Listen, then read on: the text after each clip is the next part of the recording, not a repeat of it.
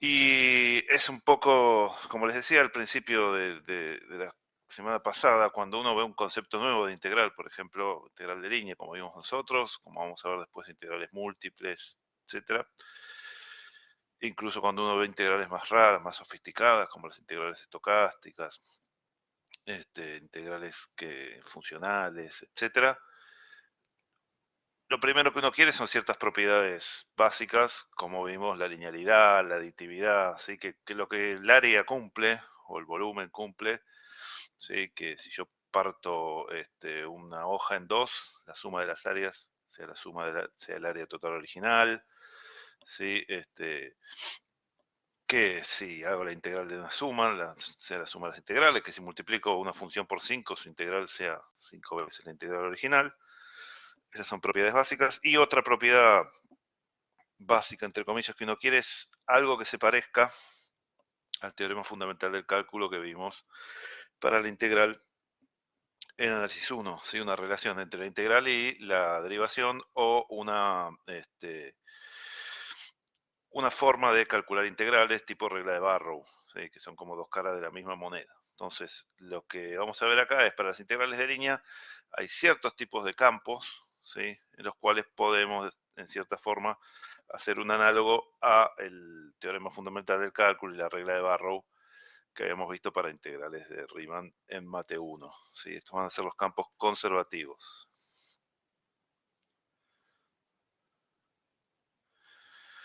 Bueno, vamos a dividir en tres partes. Primero la definición y ciertos teoremas que son estos que les digo, que vienen a ser como la extensión del teorema fundamental del cálculo.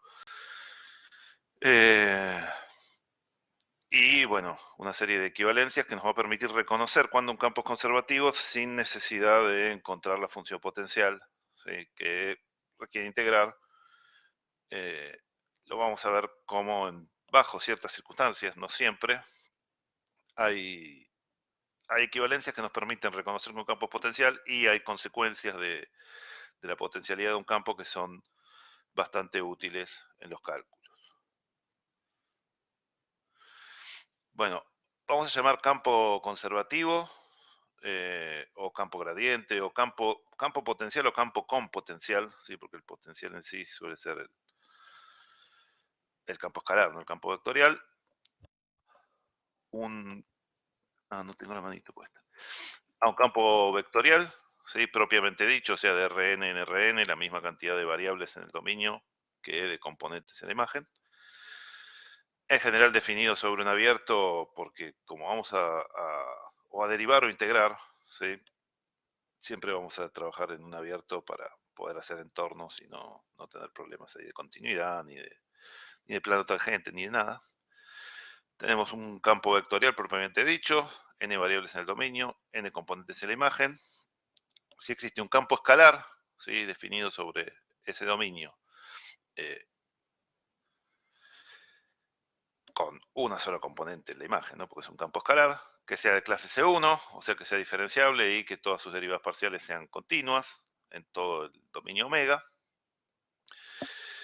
Y si f es el gradiente de ese campo, al que vamos a llamar potencial, vamos a decir que f, ¿sí? El campo vectorial f, es un campo conservativo, ¿sí? O un campo gradiente, porque es el gradiente de cierta función potencial, phi. ¿Está bien?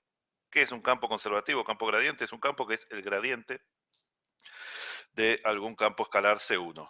Simplemente esa es la definición. Por ejemplo, el campo... Ay, ya. Bueno, acá ya hay un error, ¿no? Quise poner X y Z y puse X y X.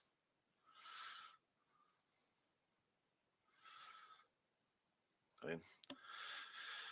Bueno, el campo, escribanlo, tachen ahí en su hoja, X y Z es conservativo, ¿sí? Porque es el gradiente de un campo escalar. ¿De qué campo escalar? Por ejemplo, un medio de x cuadrado más y cuadrado más z cuadrado, uno le hace el gradiente. Si la derivada con respecto a x es, bueno, 2 por un medio que es 1 por x, esta x de acá, 2 por y por un medio, queda la y, y 2 por z por un medio me queda la z. Entonces, si yo tomo este campo phi y le tomo gradiente, me da el campo f. Entonces, F es un campo conservativo, ¿sí? O O sea, no. sí, O sea, F es conservativo si existe algún phi. O sea, yo busco el phi, ¿no? claro, que justamente eso les iba a decir. Este es el único. ¿Qué pasa si acá yo le sumo 78 o 123? Cuando derive, ni se da cuenta de esto, ¿sí? Esa es típica, ¿sí? Por ejemplo, en aplicaciones físicas, la aplicación física más básica que hay de esto es que F sea el campo electrostático y phi sea el potencial electrostático, ¿sí? Básicamente lo que uno mide con un voltímetro. Y en ese caso, claro, exactamente, porque vos cuando haces, por ejemplo, cuando haces la regla de Barrow, ¿sí? Me dice el área entre una B, vos decís, elijo la primitiva que quiera, ¿sí? Y el resultado que me importa es la primitiva en B menos la primitiva en A. Como dice Nicolás, la constante es AC, se va en la cuenta. Por eso en la regla de Barrow no nos interesaba cuál era la primitiva que elegíamos. Lo mismo pasa cuando uno, por ejemplo, trabaja en física con campos potenciales. El potencial electrostático que les decía recién, el potencial gravitatorio también, uno fija un cero, ¿sí? En el potencial electrostático el cero dice, bueno, no sé, la Tierra. Y después lo que mide son diferencias de potencial, ¿sí? Que serían diferencias en el valor de phi. Ahora, si uno le suma 23 en cada punto, las diferencias van a ser iguales, porque el 23 se va a restar. Lo mismo cuando uno trabaja con el campo gravitatorio. Uno dice, bueno, que sea cero a la altura de la superficie de la Tierra. Pero si ahí fuera 80, ¿sí? Claro, sí, la diferencia de potencial eléctrico es la diferencia de potencial electrostático, está diciendo. Este, tanto en el potencial, cuando uno lo mide, que uno agarra los dos bornes del voltímetro, los pone en un punto en el otro y se fija qué diferencia hay de voltaje, ¿sí? Si uno el voltaje dice, bueno, en lugar de ser 0 en la Tierra es 50, para las diferencias de voltaje da lo mismo, porque le sumo 50 en cada lado y ya está. Lo mismo para el potencial gravitatorio, ¿sí? Que si uno dice, bueno, es cero en la superficie de la Tierra o es cero en el fondo del mar, para las diferencias de potencial da lo mismo, ¿sí? Entonces los potenciales, los phi, nunca son únicos. Pasa lo mismo que nos pasaba con la integral indefinida en mate 1, ¿sí? Uno puede definir a menos de una constante todos los potenciales que quiera, ¿sí? Nos va a pasar lo mismo que nos pasaba en mate 1. Si dos campos tienen, digamos, si f viene como gradiente de dos campos, esos campos van a diferir en algo que tiene gradiente cero, y si algo tiene gradiente cero va a ser constante, ¿sí?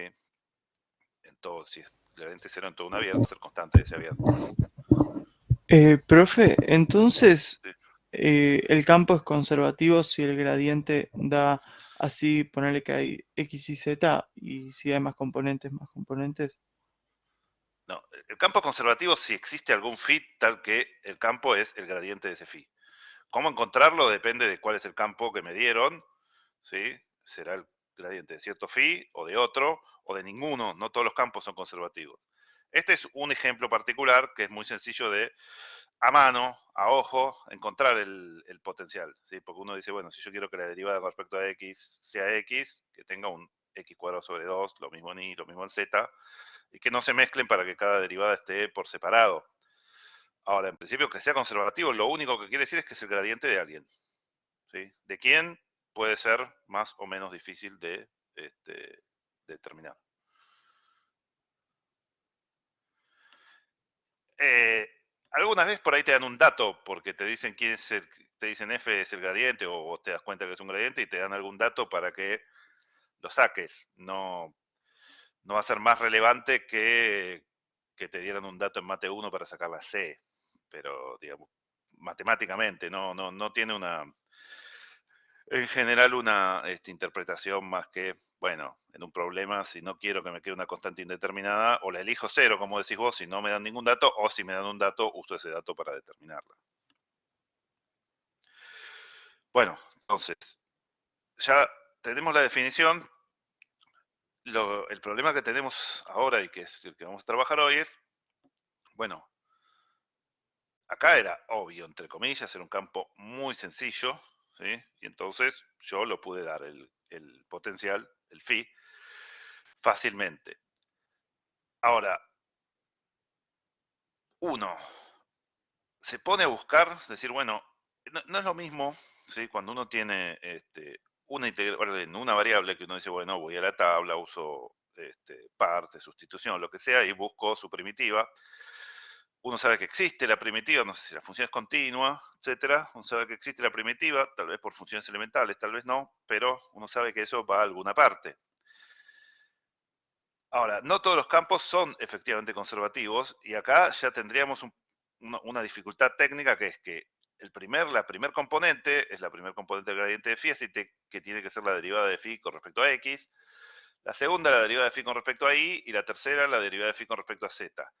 Y esas componentes no son totalmente independientes, ¿sí? Porque se acuerdan, por ejemplo, que si a esas componentes las derivamos una vez más y hacemos las derivadas cruzadas, el teorema de Gauss-Bonnet o el teorema de Schwarz que habíamos visto hace, no sé, un mes y medio, nos decía que las derivadas cruzadas tenían que ser iguales, ¿sí?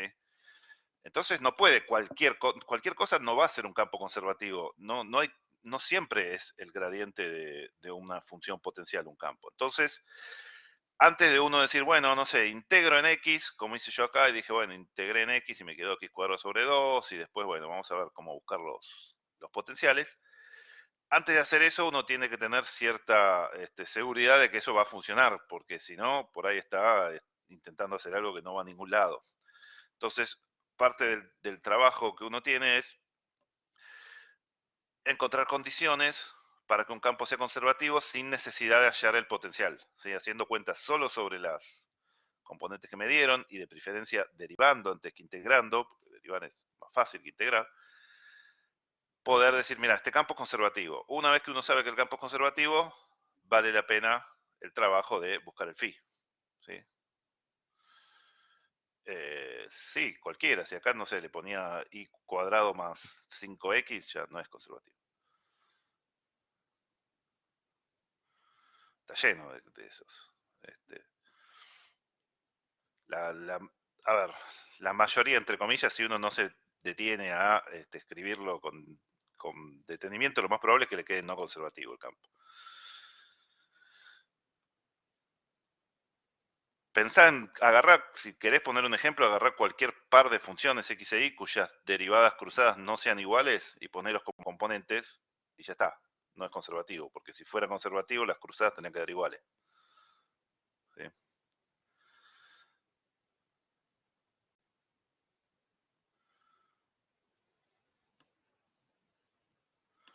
Así que no sé si se entendía. Por ejemplo, en ya si acá me quedaba x, ya no era conservativo, ¿no? O sea, Si yo justo este hacía, caso donde tipo son los tres que tipo el primer componente depende de X, el segundo de Y, el tercero de Z, como que ahí y claro, casi siempre va a en ser conservativo. y ahí lo podés hacer conservativo, o sea, sí, porque si solo depende de X, solo depende de Y, solo depende de Z, haces Claro, un phi que sea una suma y te va a claro, salir, total, siempre que sean integrables las componentes, ¿no? Pero si es una función más o menos coherente, integrar la primera en X, la segunda en Y, la tercera en Z y sumás, y sí, anda. ¿Sí? claro, sí, Pero sí, perfecto. ya si tienen alguna mezcla, lo más probable es que cuando derives cruzados no te queden iguales y no era conservativo. Perfecto.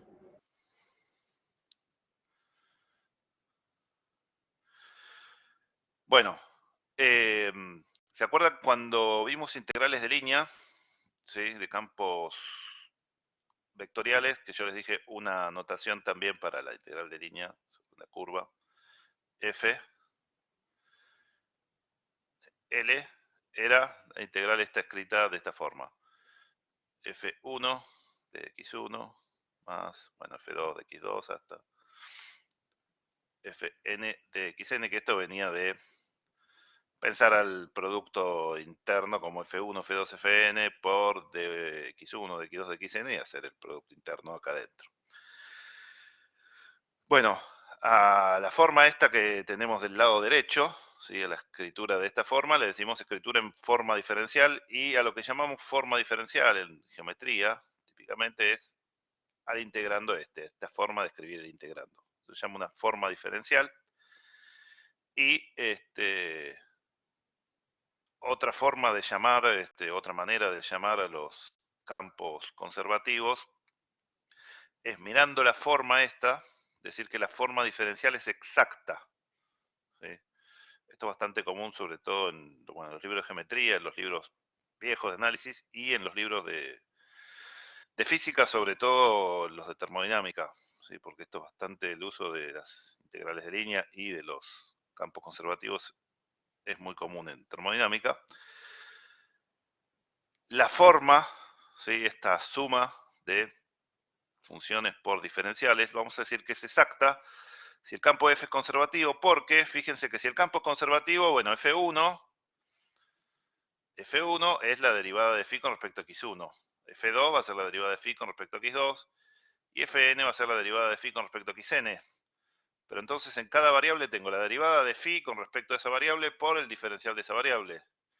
Esta era exactamente la definición del diferencial de phi, que habíamos visto las primeras semanas. ¿Se acuerdan que el diferencial de un campo escalar era, bueno, la derivada con respecto a cierta variable por el diferencial de esa variable, sumando todas las contribuciones de todas las variables? Entonces, cuando el campo es conservativo, esto que está del lado derecho es exactamente el diferencial de un campo escalar, ¿sí? Eso es lo que nos va a permitir integrar tipo Barrow, ¿sí? Porque el campo es escalar, es exactamente lo que está variando en esa curva. ¿Está bien? Entonces, a veces se le dice forma diferencial exacta, ¿sí? A una combinación donde a cada diferencial lo tengo multiplicado por la derivada correspondiente. O sea, a algo que viene de integrar un campo conservativo, integrar algo que es la derivada, entre comillas, en el sentido del gradiente, de un campo escalar. Bueno, esta observación 1 por ahora no tiene sentido, sino que lo va a tener sentido cuando veamos ecuaciones diferenciales exactas, ¿sí? Que es la última guía.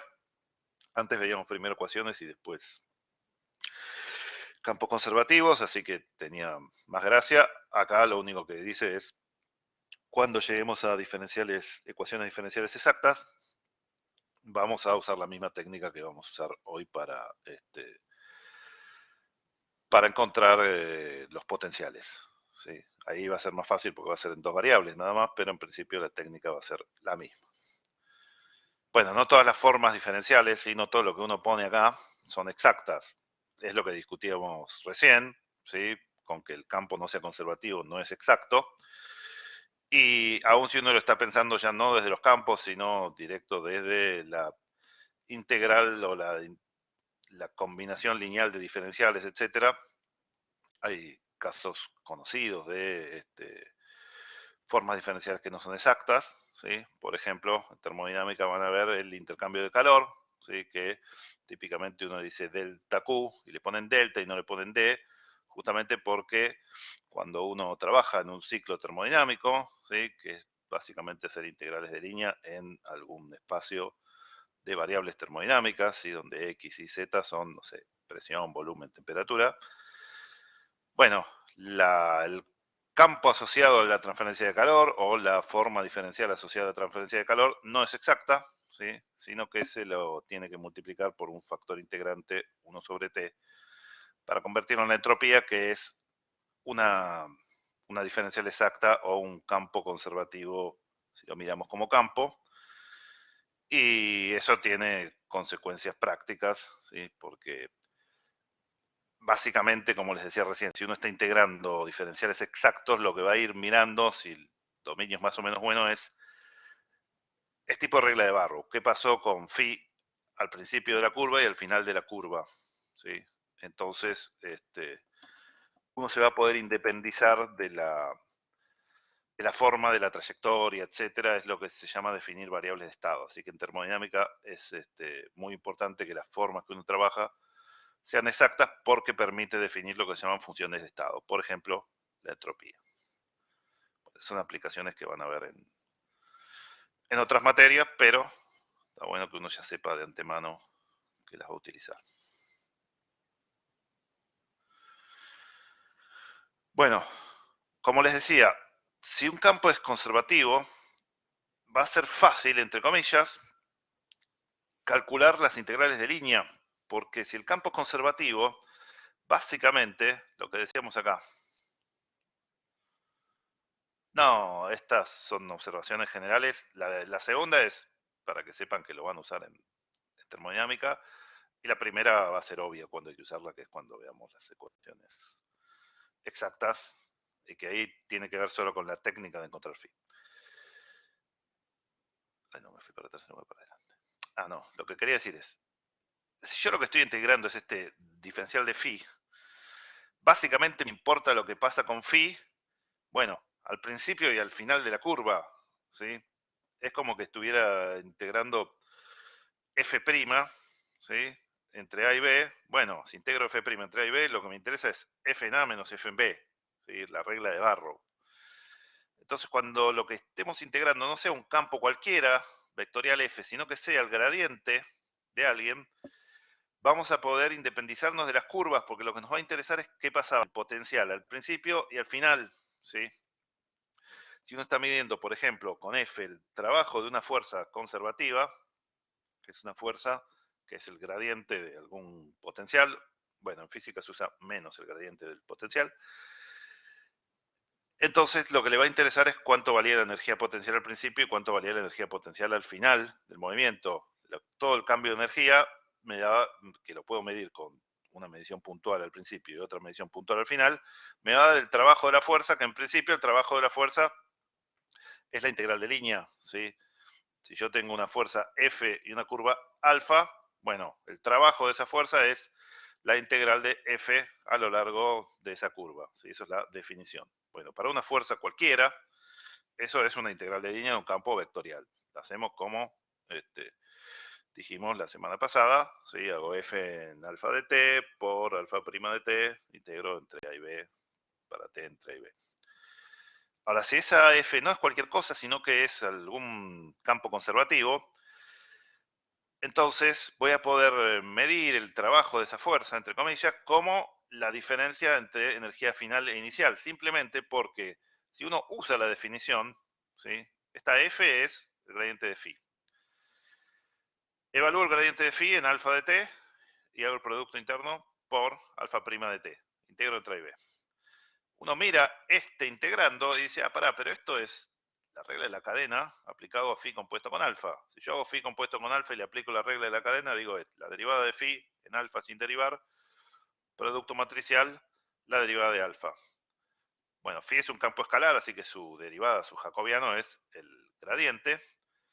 Y alfa es una curva, así que lo único que tiene es alfa prima de t, tiene todos sus componentes derivados respecto de t, ¿sí? Depende de un solo parámetro.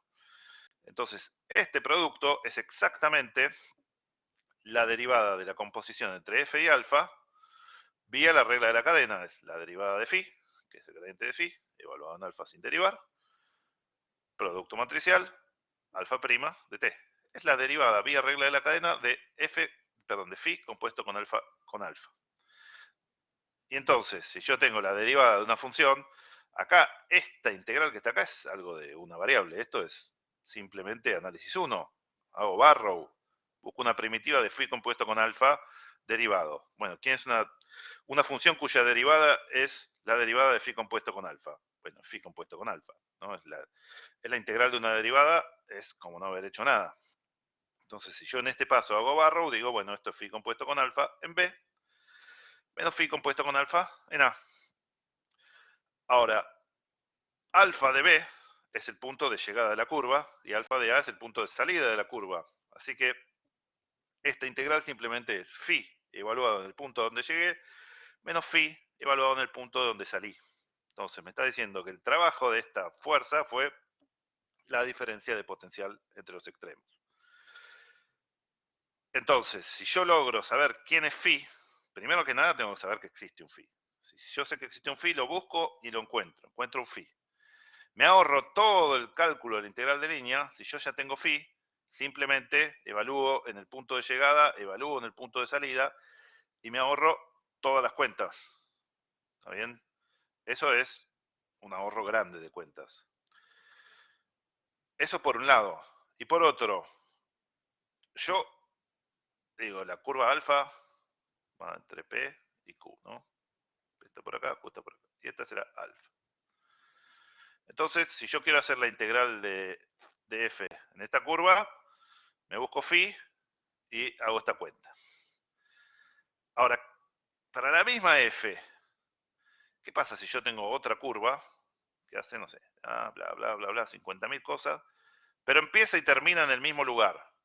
¿Cómo va a ser la integral de f si esta otra curva la llamo beta? La integral en alfa y la integral en beta, ¿cómo son si empiezan y terminan en el mismo lugar? Tienen que ser iguales, ¿sí? Porque de lo único que depende la integral, si el campo es conservativo, es de dónde salió y de dónde llegó. Entonces, el trabajo que habré hecho en ir por esta curvita alfa tiene que ser igual al trabajo que hice por la curvita beta, porque solo depende de dónde entré y dónde salí. ¿Está bien? Y otra cosa que alguien me decía por ahí es, imagínate que vos vas con alfa y volvés con beta. ¿Se acuerdan que cuando vimos campos vectoriales y sus integrales de línea, dijimos la integral de línea de un campo vectorial, cuando invierto la dirección o invierto la orientación, sacaba un -1. Entonces, si la integral de P a Q por alfa y por beta eran iguales, la integral de P a Q por alfa y la integral de Q a P por beta van a ser iguales excepto un signo. Así que si yo recorro primero alfa y después beta, pero en el sentido contrario, la integral va a ser 0.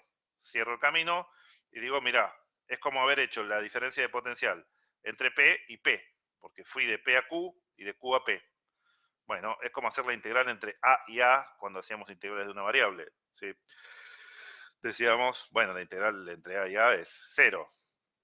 Acá es lo mismo, la integral entre P y P va a ser 0, así que si hago una curva cerrada con un campo conservativo, bueno, la curva se cerró en P, así que salí de P y llegué a P. El campo conservativo, el trabajo de la fuerza o la integral de línea de la F es phi en P menos phi en P, y me va a dar 0. ¿Está bien? Bueno, esa es otra propiedad, estas son propiedades importantes de los campos conservativos que vamos a ver que son equivalentes, ¿sí? Que pase eso, que pase que solo depende de los extremos la integral, o que en las curvas cerradas se anule su integral, son dos caras de la misma moneda, ¿sí? Y lo que nos está diciendo es, este campo es potencial, este campo no es cualquier f, es una f que viene como el gradiente de alguien. No es tan práctico para chequear que algo sea potencial. Si uno empieza, por ejemplo, agarra 2 curvas, 3, 5 y 20 curvas y le da lo mismo por todas las curvas entre P y Q, la integral, uno sospecha que su campo es potencial, pero eso tendría que pasar para todas las curvas posibles y uno no puede decir, bueno, voy a parametrizar todas las curvas posibles. Son infinitas. Entonces, no es tan práctico esa propiedad de que la integral solo depende de phi en Q menos phi en P, o en el sentido de que la integral da lo mismo por cualquier curva, o de que si elegí cualquier curva cerrada a 0, eso si uno tiene 1, 2, 3 curvas, lo puede chequear, pero es difícil de chequear para todas. Entonces, todavía nos falta alguna forma fácil, práctica de decir, esto va a pasar para todas las curvas. O sea, este es efectivamente un campo conservativo. Eso es lo que vamos a ver ahora en unos minutos. Bueno, entonces lo que vamos a enunciar y usar para campos conservativos, como les decía, son teoremas que son análogos, en cierto sentido, o generalizaciones de el teorema fundamental del cálculo y de la regla de Barrow para integral de Riemann, como vimos en análisis 1, pero ahora para integrales de línea. ¿Sí? Las integrales de línea, nosotros ya como las planteamos al principio, son, entre comillas, parecidas a las integrales de una variable en el sentido de que hay una dimensión. Entonces, estos dos teoremas fundamentales se suelen llamar así, teoremas fundamentales del cálculo, porque son casi un análogo al teorema fundamental del cálculo, la regla de Barrow, pero donde ahora el dominio, en lugar de ser un pedacito de la recta real, es un pedazo de curva. ¿Sí? Siempre en general pongo primero el segundo teorema y después el primero, no les cambio el nombre porque así es como los nombra Apóstol y creo que si en algún lugar los encuentra con este nombre, este se llama segundo y el otro se llama primero. Este es el más intuitivo, por eso lo pongo al principio, es el que acabamos de ver.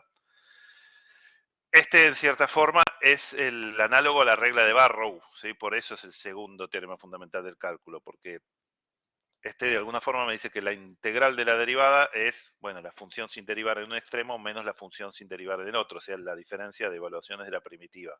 Es el análogo a la regla de Barrow, que es una consecuencia del teorema fundamental del cálculo, Mate 1, así que por eso es el segundo y no el primero, pero como es el más intuitivo, el más sencillo, prefiero siempre darlo en primer lugar porque ya lo acabamos de entender. ¿Sí? Acabamos de hacer la demostración, literalmente, de que vale esta igualdad de acá abajo. Bueno, ponemos alguna precisión sobre el dominio y sobre la curva alfa y sobre la notación esta que está acá a la izquierda para que cuando la encuentren la puedan entender y se pueda generalizar un poquito lo que yo dije recién, que era, bueno, listo, esto es la derivada de la composición. Bueno, para empezar, phi, campo escalar C1, porque lo que yo quiero es que este gradiente que estoy integrando acá, todas sus componentes sean continuas, así puedo encontrar las integrales, ¿sí? Claro. Esto, a ver, esto de acá el campo es conservativo seguro porque lo que estoy integrando es el gradiente, así que esto va a ser para campos conservativos. Cuando ya conoces el phi, lo podés hacer. Bueno, si tengo un campo escalar, ¿sí? Y un dominio, campo escalar que es S1, porque su gradiente quiero que tenga componentes continuas. Un dominio abierto y conexo, ¿sí? Que no tenga un pedazo por un lado y otro pedazo por el otro. ¿Se acuerdan cuando vimos los conexos y disconexos? Que era, bueno, no sé, este es conexo y este no. ¿Sí? Este es una sola pieza, el de la izquierda, y este tiene dos piezas. Entonces, este es conexo, este no. ¿Qué es lo que pasa con la disconexión? Por ejemplo, en Mate 1 también nos pasaba. Si yo tengo una función y digo su derivada es 0, ¿qué pasa en Mate 1 si la derivada de una función es 0? En un conjunto abierto. ¿Cómo es la función? Constante. Bueno, eso es casi. Si yo les digo intervalo abierto, es verdad. Si yo les digo conjunto abierto, en Mate 1 pueden tener una función que valga, no sé, 3 en el 1, 2, y les digo, y el resto del dominio es el 5, 6, que valga constantemente 3 acá y constantemente 8 acá, y esta función tiene derivada 0, ¿sí? Porque es la derivada de 3 en esta componente y la derivada de 8 en esta otra. Y no es constante porque pasa de 3 a 8. Bueno, ahí el problema es que el dominio no es conexo. Si yo les digo es un solo intervalo, que sería el equivalente a ser conexo en R2 o en Rn, entonces si la derivada es 0, la función es constante. Bueno, lo mismo va a pasar acá con la posibilidad de encontrar las integrales de línea con diferencias de potencial. Eso va a valer si el dominio es conexo. Si el dominio es disconexo puede haber, no sé, que la constante que usé para phi acá sea 5 y la constante que usé para phi acá sea 8 y me pasa algo parecido a esto. Si el dominio es conexo, esa constante c de la que hablábamos al principio tiene que ser una sola. Bueno, entonces, si el dominio es conexo, o sea, si no se puede partir así en dos abiertos separados, para cualquier par de puntos unidas por una curva regular a trozos. Porque acá estoy generalizando un poco, ¿no? Yo en la diapositiva anterior, cuando estaba haciendo esta cuenta, bueno, estaba asumiendo que alfa era regular, o sea que estaba bien definida por alfa prima. Ahora, ¿qué pasaba? ¿Se acuerdan cuando yo hacía una integral de línea y en lugar de ser así suave, decía, bueno, viene suave, tiene un punto en el que es mala y después sigue suave de vuelta? ¿Cómo hacía yo la integral si esta era alfa y esta es, no sé, beta 1 o beta 2? En esta beta, que sería la unión de beta 1 y beta 2, ¿cómo hago la integral? La corto, exactamente, usaba aditividad. Entonces, mientras fuera C1 a trozos, ¿sí? O regular a trozos, yo decía, llego hasta un punto y sigo. Bueno, ahora lo mismo, estos teoremas valen, no importa que acá tenga un punto feo, porque uso el teoremita desde el punto P hasta el punto Q1, desde el punto Q1 hasta el punto Q, por así decirlo. Y si hago estas restas, justo lo que está en el medio, para uno va a ir sumando, para el otro va a ir restando y se va. ¿Sí? Entonces, este mismo razonamiento lo puedo aplicar aún cuando no sea siempre regular la curva. Si es regular a trozos, bueno, lo aplico a cada trozo y el que está restando en uno va a aparecer sumando en el otro. y el resultado va a ser siempre el potencial en el último punto menos el potencial en el primer punto. Entonces, por eso acá no le pido a alfa que sea una curva totalmente regular, sino regular a trozos, ¿sí? Que una P con Q suave, excepto por ahí en una cantidad finita de puntos, donde si estuviera haciendo la integral, corto en esos puntos y sumo las integrales. Bueno, esto que está a la izquierda es la integral de línea en la curva regular a trozos alfa que une P con Q. Así que en realidad la escritura nuestra tendría que ser así, ¿no? Phi de L. Intento hacer un cosito de vector. Ahora, ¿por qué la escribo como la integral de P a Q? ¿Qué es lo que está implícito en esta notación? Que no te importa cómo vayas de P a Q. Exacto, que este alfa es una anécdota, ¿sí? Porque lo que importa es qué pasó en Q y qué pasó en P. Si yo sé que es un campo gradiente, que es un campo conservativo, que es el gradiente de phi, listo, lo que me importa es dónde terminó y dónde empezó a hacer la resta, ¿sí? ¿Quién es phi?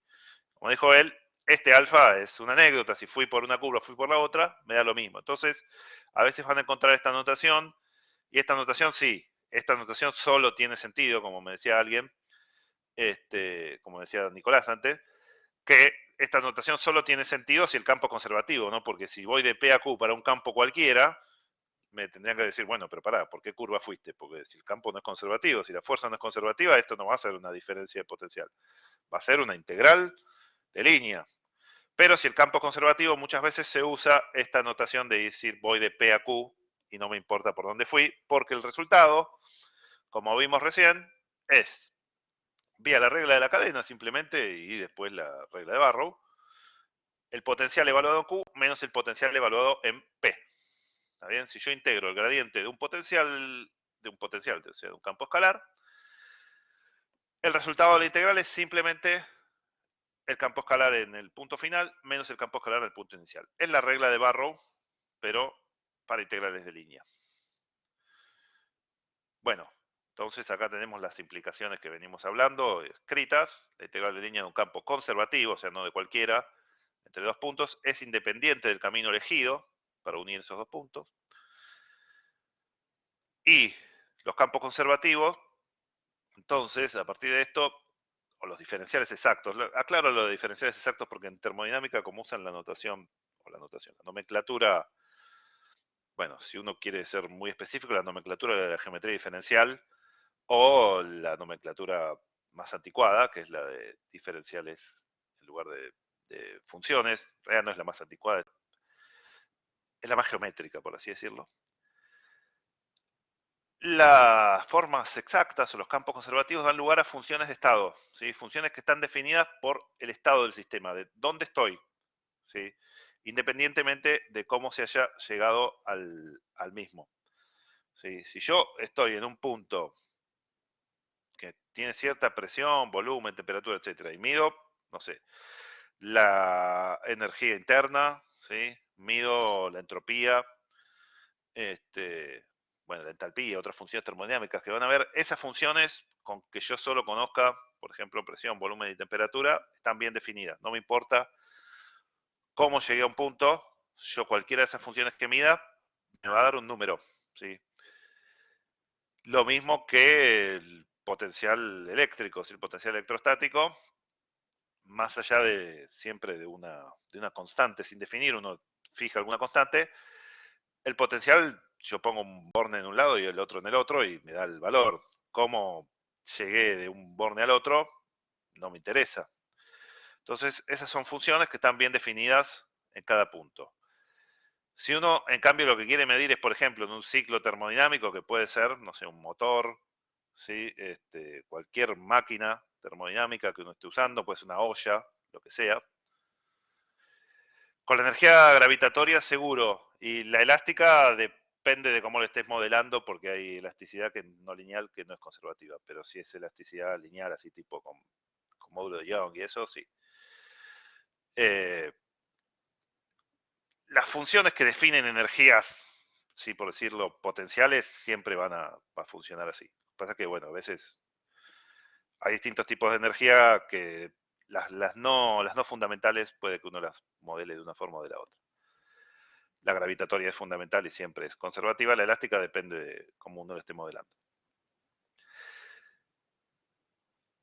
Como les decía, por ejemplo, si uno agarra una olla a presión, un baño térmico o un motor, ¿sí? De una locomotora, de un auto, de lo que sea, esos tienen distintos ciclos y en esos ciclos hay intercambio de calor entre lo que esté generando el trabajo y el ambiente o distintas partes de lo mismo. Bueno, el intercambio de calor no es algo que es una función de estado, sino que depende realmente de qué ciclo uno haya elegido para ir de un punto al otro, ¿sí? Por eso los distintos ciclos tienen distintas eficiencias, ¿sí? Y una parte importante de la termodinámica es elegir cuáles son los ciclos más eficientes, o sea, los ciclos que, entre comillas, pierden menos calor o intercambian menos calor con el ambiente o con otros procesos que estén adyacentes. Entonces, esas son funciones que no son de estado, sino que dependen del proceso, ¿sí? Todo lo que dependa de los ciclos no viene de funciones de estado. Para la termodinámica física o la termodinámica del equilibrio, ¿sí? En general uno trabaja con funciones de estado y puede hacer las cuentas puntualmente, simplemente fijarse en qué estado está el sistema, en qué estado estaba al tiempo A, al tiempo B, y medir la diferencia entre las distintas energías, como decíamos recién con David, incluso para sistemas mecánicos, ¿sí? La energía gravitatoria y la elástica, por ejemplo, son para sistemas mecánicos, y también uno lo puede medir así. Esa es típica, la habrán visto, no sé, cuando hacen ejercicios de tiro, de caída libre, ¿sí? Que uno puede mirar la energía potencial y con eso sacar la velocidad, porque las energías potencial gravitatoria y la cinética están relacionadas.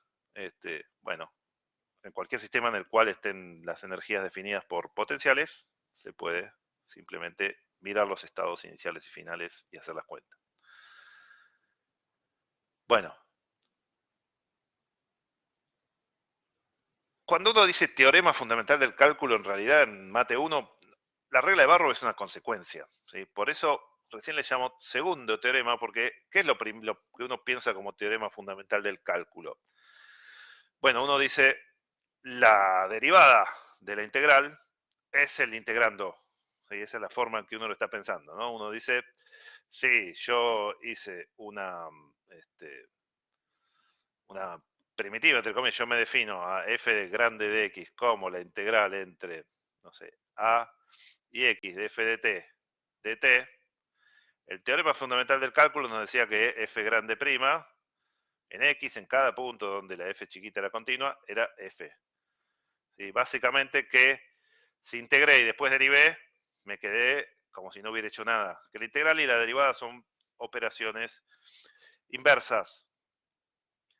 Bueno, entonces, cuando uno quiere buscar un teorema fundamental del cálculo, quiere un poco también decir eso. Mirá, si yo tengo una función y la integro y después la derivo, tengo que quedarme con la original. Eso es lo que se llama primer teorema fundamental del cálculo para integrales de línea, es un análogo de eso.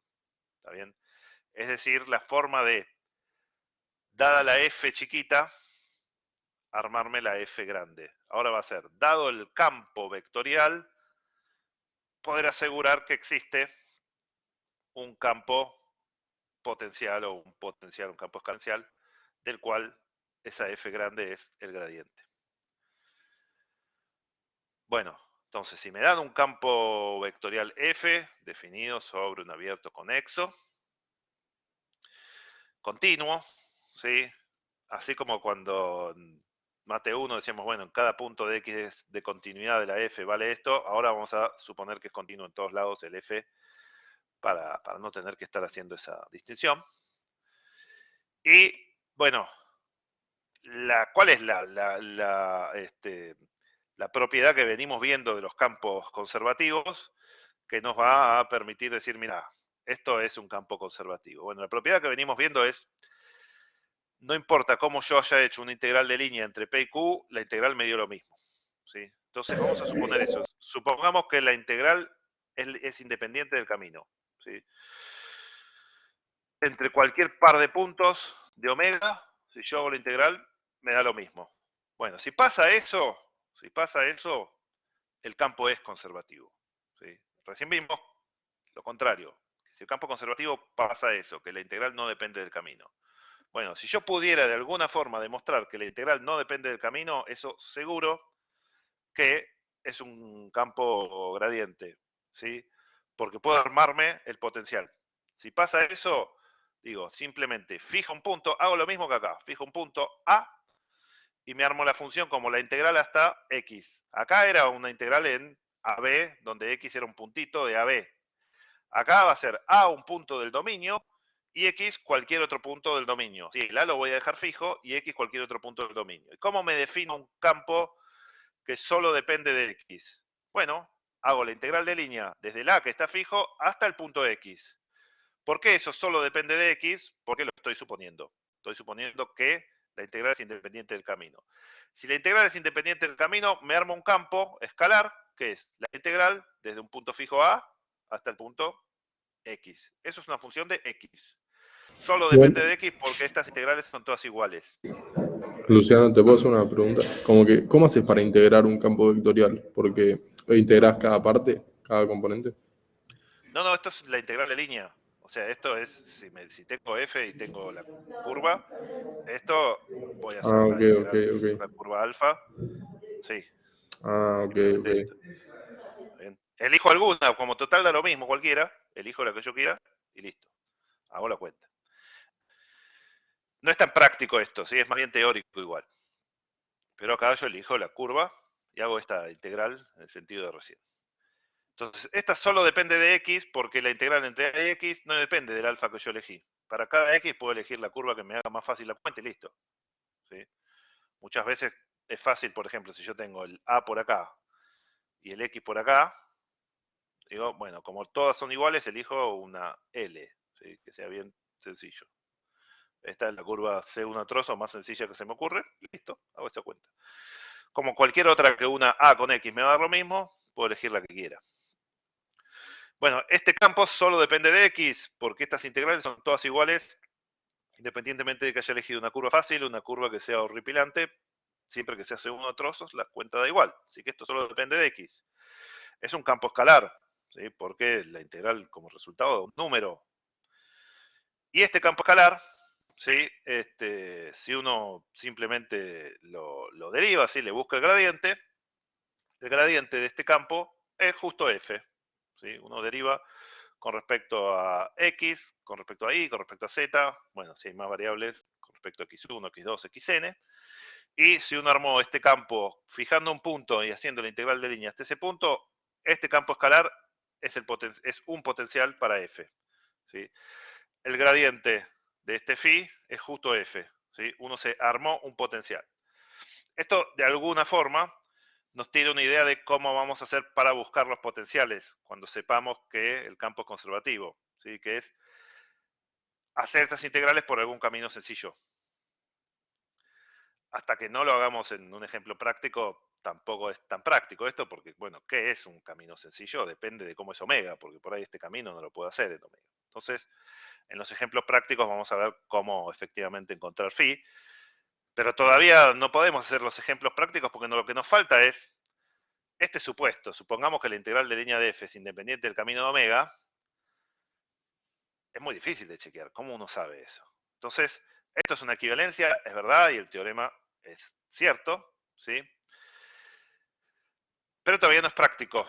Nos falta una forma de... Si yo quiero aplicar un teorema, está bien que a veces puede ser más o menos difícil chequear las hipótesis de un teorema, pero tengo que poder chequearlas con alguna cuenta corta o larga, saber para qué lado ir. Chequear que la integral es independiente del camino no es trivial, ¿sí? Todavía nos hace falta otra equivalencia más que nos diga, bueno, yo puedo asegurar que va a ser independiente del camino porque le hice esta operación a f y me dio tal cosa. Si no, todavía estamos en algo que es verdadero, es un teorema cierto, ¿sí? Tienen la demostración de esto, me olvidé de nuevo de subir el resumen teórico, eso lo voy a subir hoy. Pero no tan práctico, ¿sí? Uno puede demostrar esto, pero está con un supuesto que es difícil de chequear. Entonces todavía nos falta un poco para llegar a la práctica de esto. Bueno, resumiendo las cosas que acabamos de dar, los dos teoremas, las cuentas del principio, tenemos la primera equivalencia entre campos conservativos, ¿sí? Que es una equivalencia verdadera y que es intuitivamente verdadera, como dijimos, el cálculo de las integrales como diferencia de potenciales, que las integrales en curva cerrada dan 0, que las integrales en cualquier curva tienen que dar igual. Esos son muy intuitivos desde lo teórico. Por supuesto, a todas les falta alguna forma práctica de ver cuándo se cumplen las hipótesis. Entonces, vamos a resumir eso, que es un conjunto de propiedades que tienen los campos escalares, los campos vectoriales que son conservativos, y después de esto vamos a buscar una equivalencia más con una propiedad que sea fácil de chequear. Una vez que hagamos esas dos cosas, o sea, esto que ya lo hicimos, que es solo resumirlo, y añadirle después una equivalencia más con algo práctico, ahí ya vamos a tener todo lo que necesitamos, porque uno va a chequear esa condición fácil o, entre comillas, práctica para ver si es conservativo, y si es conservativo, bueno, uno puede buscar el potencial si tiene ganas, o si a uno le piden la integral de una curva cerrada, afirmar que es 0 sin hacer ninguna cuenta, porque es un campo conservativo, o si le piden la integral entre dos puntos, buscar el phi y hacer la diferencia entre los dos puntos, etcétera. Una vez que uno ya sabe que es conservativo el campo, todas estas equivalencias las puede aplicar en la práctica. Bueno, entonces, el teorema que nos da la equivalencia entre campo conservativo, independencia de camino, integral nula en curva cerrada, es básicamente un resumen de lo que vinimos deduciendo, ¿sí?, para los campos conservativos. Tengo un campo F, ¿sí?, vectorial, sobre un conjunto abierto conexo de Rn, continuo. Es equivalente, bueno, que existe un campo escalar phi, tal que F sea el gradiente de phi, o sea que sea un campo conservativo o gradiente. Es equivalente a que, dados dos puntos, la integral de línea es la misma para cualquier camino, obviamente regular a trozos, que una esos dos puntos, ¿sí? Esto que nosotros vimos como consecuencia es una equivalencia. ¿Por qué? Porque el punto 2 implica el punto 3, que si tengo un camino cerrado, ¿sí?, regular a trozos también, entonces la integral de línea alrededor de ellos es nula, ¿sí? Bueno, que 1 implicaba 2 fue la cuenta que hicimos al principio, así que era como hacer Barrow para el gradiente de phi. ¿Sí? El gradiente de phi compuesto con alfa por alfa prima era eso. Que 2 implicaba 3 era lo que dijimos, si yo recorro alfa para un lado y beta para el otro y unían los mismos puntos, me tiene que dar una un número y la otra menos ese número, así que en una curva cerrada va a ser 0.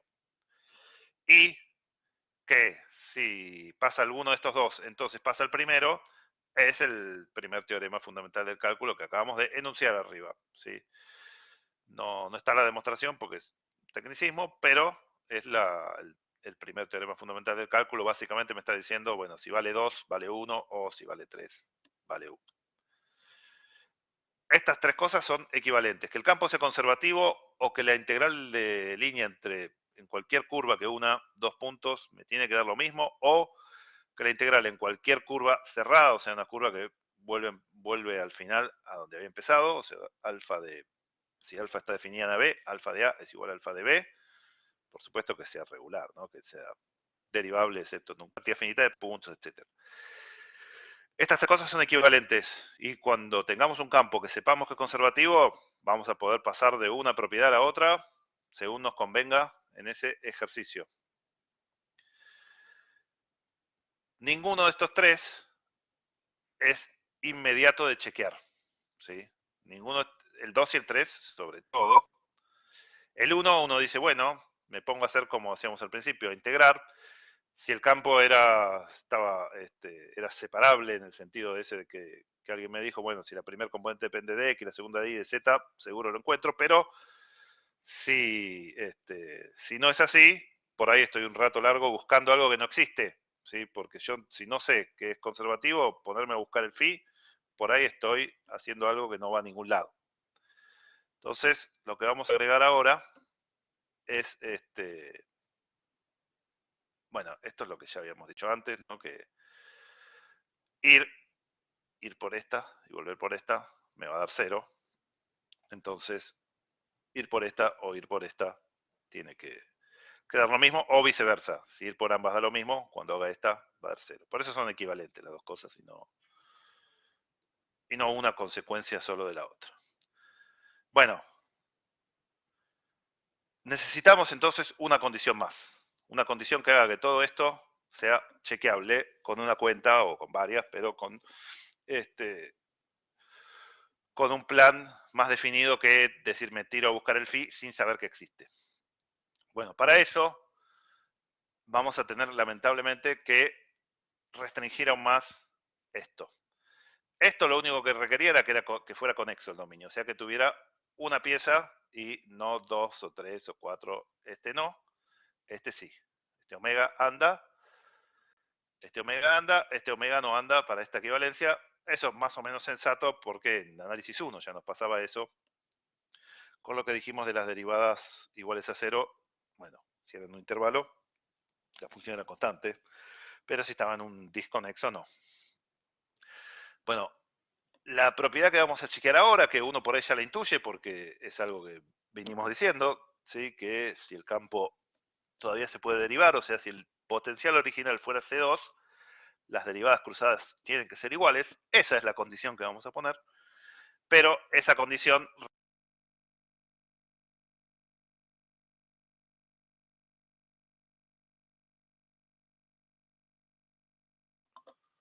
se me apagó el coso. Bueno, no sé cuándo se apagó. Sí, lo último no se escuchó.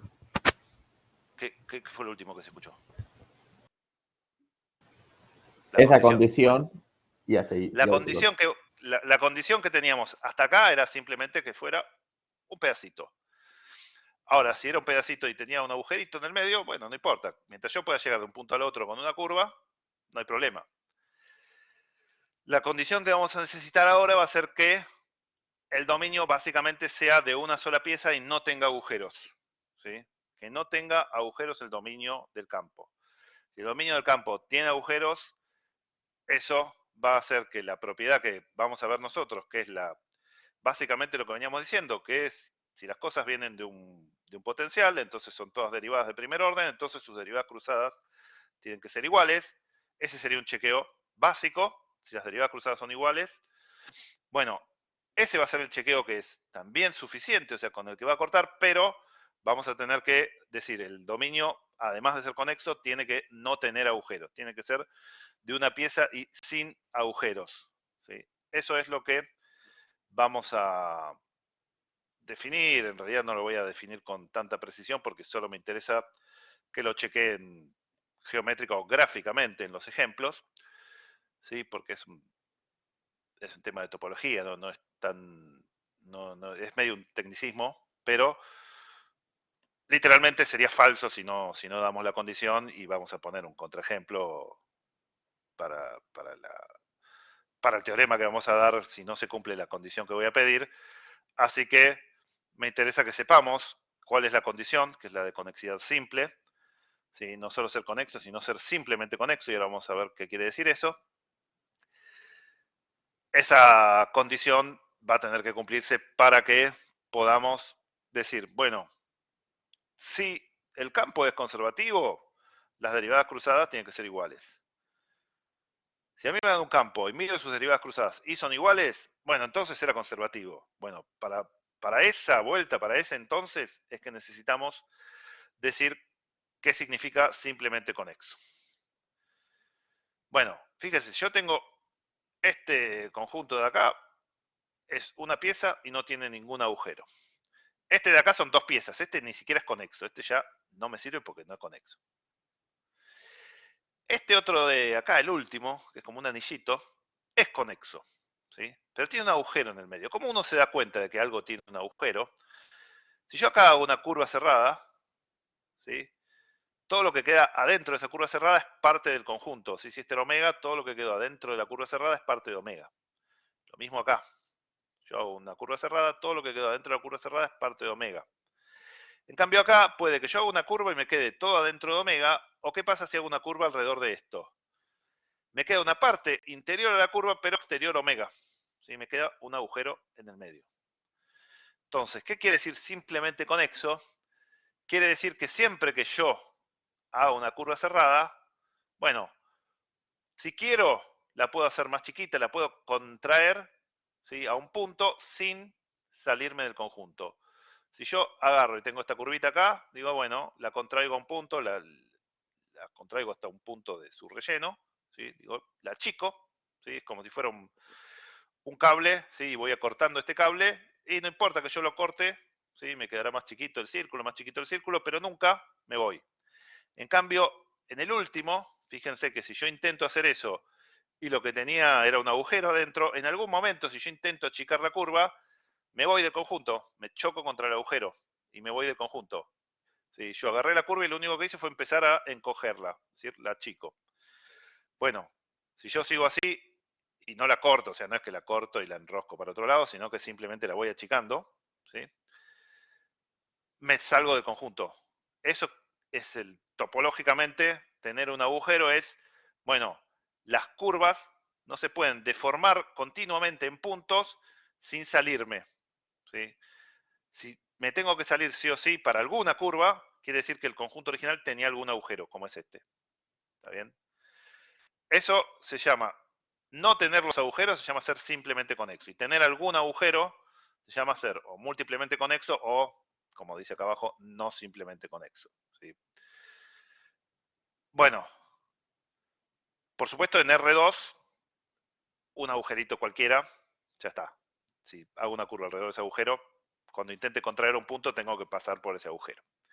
En R3, ¿qué podría decir uno? Imagínense que tengo, bueno, la esfera, no importa qué curva yo haga acá en R3, la contraigo a un punto sin pasar por nada de afuera, porque todo el interior de la curva está metido acá. En esta, fíjense que le saqué en la segunda, le saqué otra pelotita adentro. Pónganle que le saqué un punto, es más grande para que sea más visible. Y yo hago una curva que pasaría por ese lugar. Ahora, ¿qué pasa? Si la de adentro es chiquita, relativa a la de afuera, yo todavía puedo agarrar esta curva y contraerla alejándome un poco de este centro y poder contraerla a un punto sin tocar el centro, ¿sí? Porque la alejo un poquito y de manera continua la puedo contraer a un punto sin tocar este pedacito, porque todavía tengo espacio, si la curva no quedó enganchada. La curva quedó alrededor de la pelotita, pero si yo la quiero achicar y sacar puedo. Fíjense la diferencia con estos, que tienen un cilindro sacado. Si yo ahora tengo una curva alrededor del cilindro, yo no tengo, el cilindro llega hasta el borde, ¿no? Yo no tengo forma de achicarla, ¿sí?, de contraerla a un punto sin pasar, sin desengancharla, o sea, sin cortarla, o sin pasar por el cilindro que saqué, sin irme del conjunto, ¿sí? La diferencia entre este al que le saqué una pelotita y este al que le saqué un cilindro es literalmente que si uno puso un cordel alrededor del cilindro, acá quedó enganchado. Acá no quedó enganchado, ¿sí? Si uno mueve la pelotita, este se va a ir para el costado. En cambio, este quedó enganchado, no se puede salir sin cortar el cable, ¿sí? O bueno, sin pasar por lo que está pintado de celeste, ¿sí? Entonces, en R3, un agujerito solo, que te falte un punto, no es tan molesto, pero que te falte todo un cilindro, ahí sí.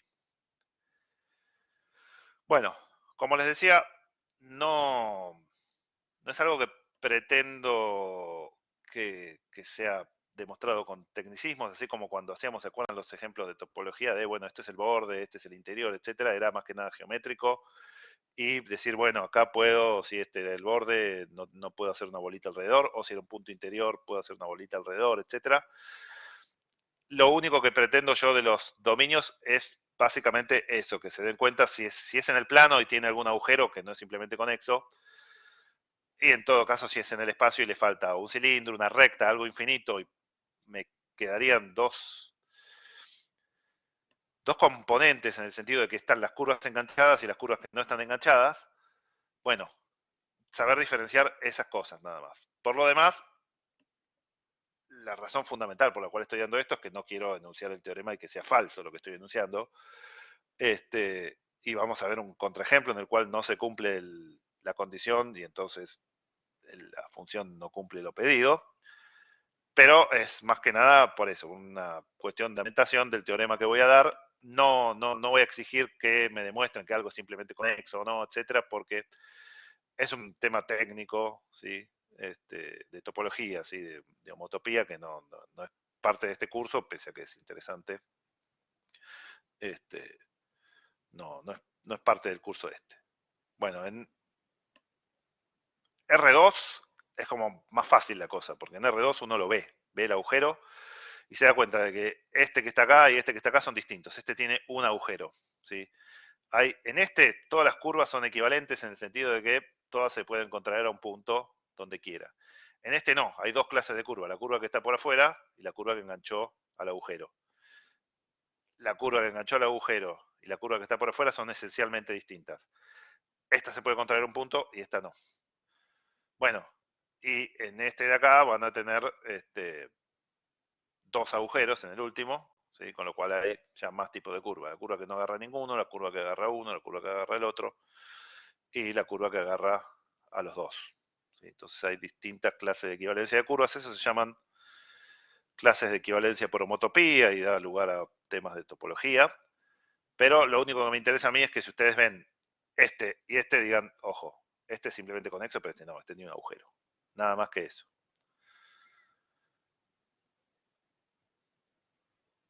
Bueno, entonces, ¿qué es lo que pasaba con un campo?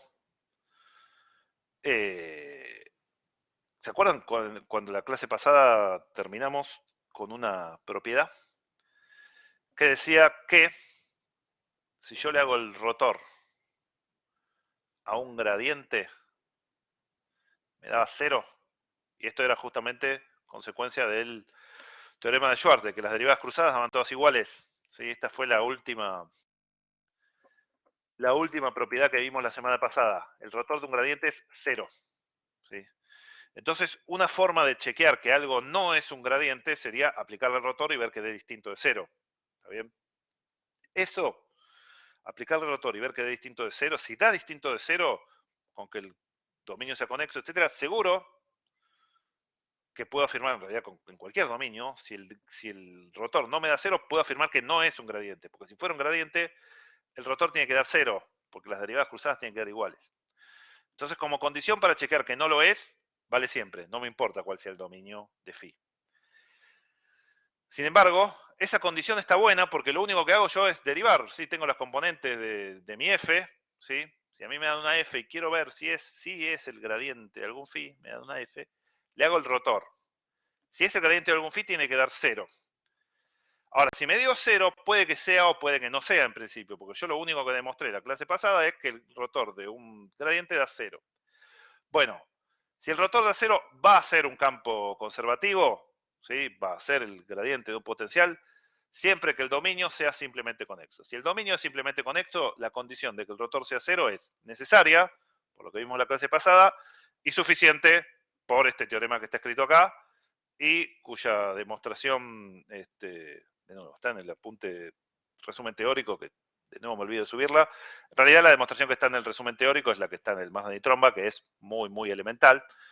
Vamos a ver cuando veamos los teoremas del cálculo vectorial en un par de semanas, una demostración más sencilla.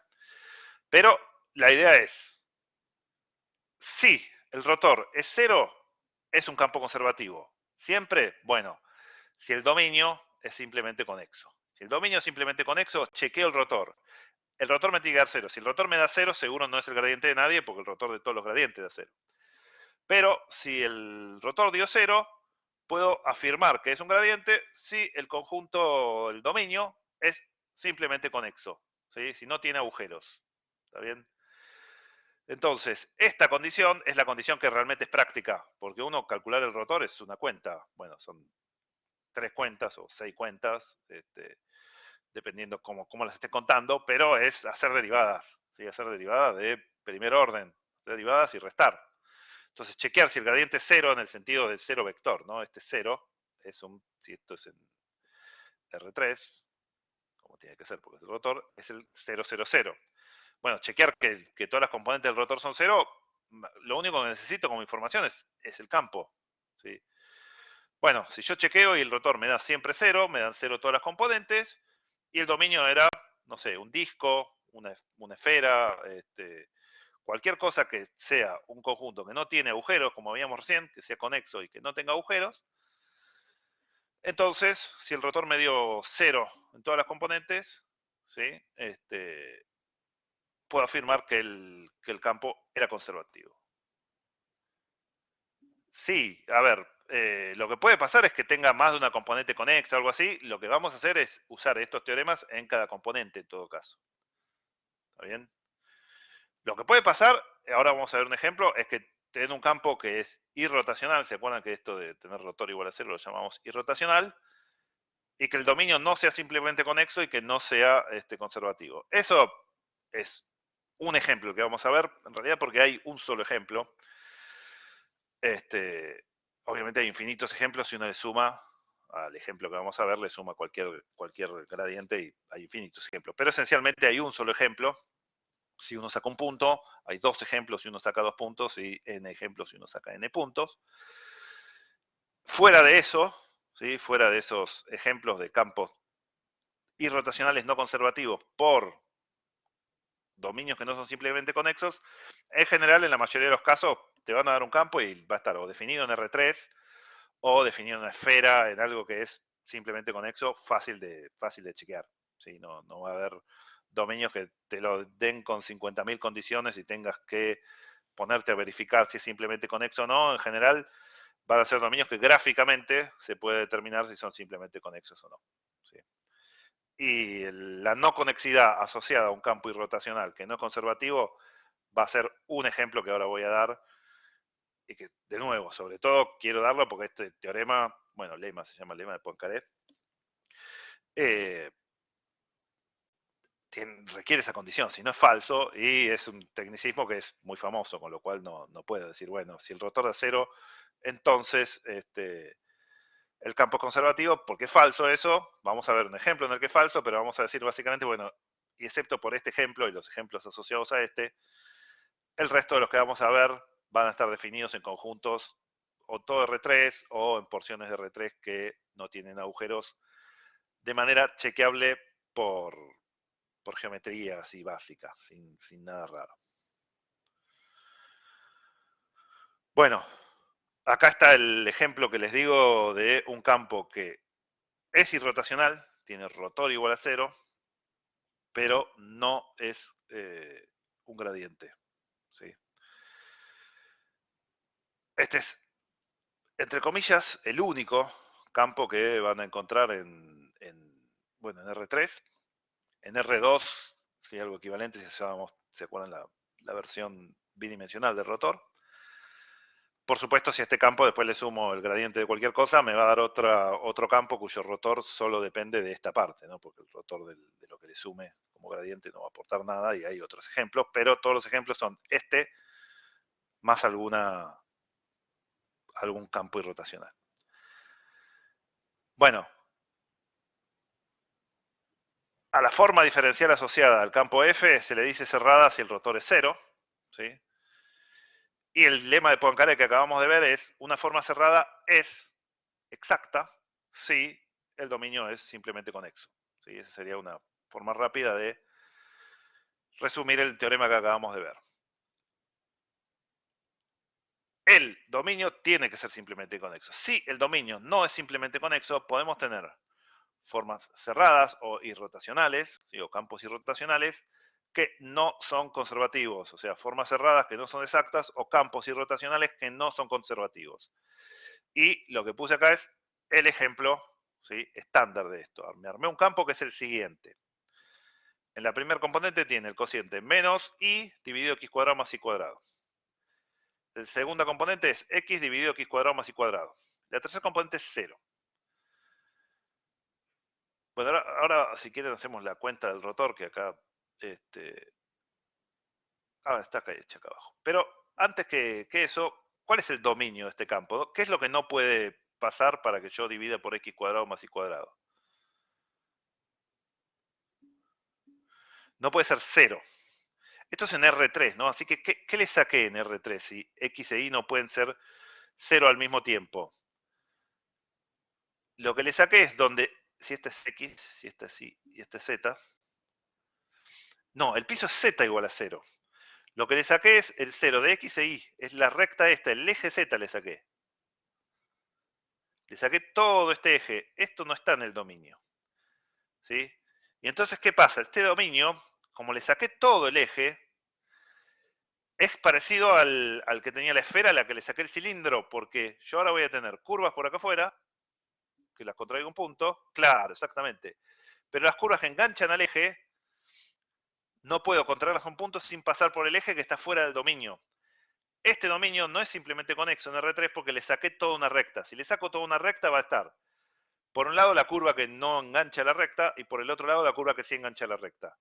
Estas dos curvas, hay una que la puedo contraer a un punto sin salirme y a la otra no. Cuando la quiero contraer a un punto, paso por el eje. Y entonces, como dice Jeremías, este dominio, que es todo R3 menos la recta, el eje Z, o sea, X igual 0, E igual 0, no es simplemente conexo. Entonces, no se cumple una de las hipótesis del teorema. Eso no quiere decir que seguro este campo no sea conservativo. Quiere decir, bueno, el hecho de que sea irrotacional no me dice que sea conservativo. Tal vez es conservativo, tal vez no. Bueno, ¿cómo chequeamos que es irrotacional? Simplemente hacemos el rotor. Las derivadas, bueno, las derivadas de F3, ambas son 0, las tres son 0, porque es 0 siempre. F1 y F2 no dependen de Z, así que esas derivadas también son 0. Las derivadas con respecto de la primera de F2 con respecto a X y de F1 con respecto a Y son derivadas de cocientes, ¿sí? Acá derivé F2 con respecto a X, la derivada de arriba es 1, la de abajo sin derivar es X cuadrado más Y cuadrado, menos el de arriba sin derivar, que es X, por 2X, que es la derivada del denominador, me queda Y cuadrado menos X cuadrado, dividido el denominador al cuadrado, que es X cuadrado. Perdón, Luciano, una pregunta. ¿Cómo hacías para hacerlo del gradiente por el campo vectorial? Porque me olvidé. El rotor lo hacíamos así. Sí. Escribíamos el determinante, poníamos IJK, hacíamos el producto vectorial, poníamos en el segundo renglón la derivada con respecto a X, con respecto a Y, con respecto a Z, tercer renglón el campo. ¿Qué Entonces, quiere? ¿quién ¿Pero es qué el...? querría decir F1, F2? Ah, ok, ya entendí. Estas son las Claro, claro. componentes del campo. Sí, el Sí, campo sí, es F1, perfecto. F2, F3. Claro, sí. ¿Está bien? Sí, ahí Entonces, si la hacemos casa. el rotor, claro, hacemos el rotor, nos va a quedar en la primera, nos va a quedar la derivada de F3 con respecto de Y, menos la derivada de F2 respecto de Z. Estas, por lo que acabo de decir, F3 es 0, así que la derivada de F3 con respecto a Y es 0. Y F2 no depende de Z, así que la primer componente es 0 menos 0, que va a ser 0. Después tengo, en la segunda, la derivada de F1 con respecto a Z, menos la derivada de F3 con respecto a X. La derivada de F3 con respecto a X es 0, porque F3 es 0, y la derivada de F1 con respecto a Z es 0, porque F1 no depende de Z. Y la última tiene la derivada de F2 respecto de X, menos la derivada de F1 respecto de Y. Y entonces, por ahora esto es 0 y 0, porque son todas 0 las derivadas. Y la última está, ¿sí?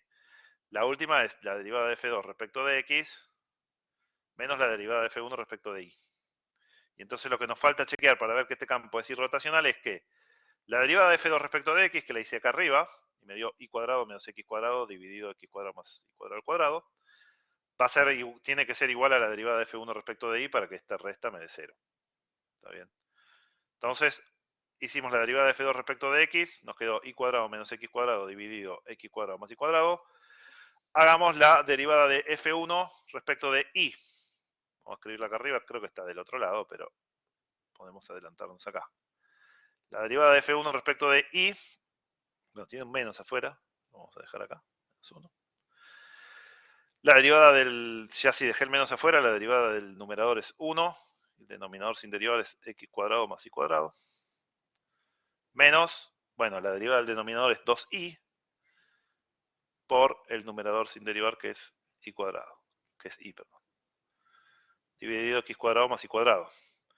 Y esto fíjense que me va a dar x cuadrado menos i cuadrado, ¿sí? Porque está i cuadrado menos 2i cuadrado, y con el menos de afuera se me da vuelta y me queda i cuadrado menos x cuadrado, ¿sí? Dividido el cuadrado del denominador. Que es exactamente lo mismo que me dio la derivada de f2 con respecto de x. Entonces cuando yo hago la resta, f2 respecto de x menos f1 respecto de y, no me dio 0 cada una por separado, como me pasaba en las primeras componentes, pero me dieron igual, ¿sí? Y entonces la resta me da 0, porque este me dio igual a este, cuando reste, me da 0. ¿Está bien? Y entonces el rotor de este campo, este es un campo irrotacional. Es un campo cuyo rotor dio 0. ¿Está bien? Hasta acá me siguen. Este, por ahora, es un campo que es irrotacional. ¿Qué es lo que uno diría? Ah, bueno, entonces es gradiente, es un campo conservativo. Bueno, la respuesta inmediata sería, ojo que no cumple la hipótesis de dominio simplemente conexo. Tal vez sea conservativo, o tal vez no, pero no.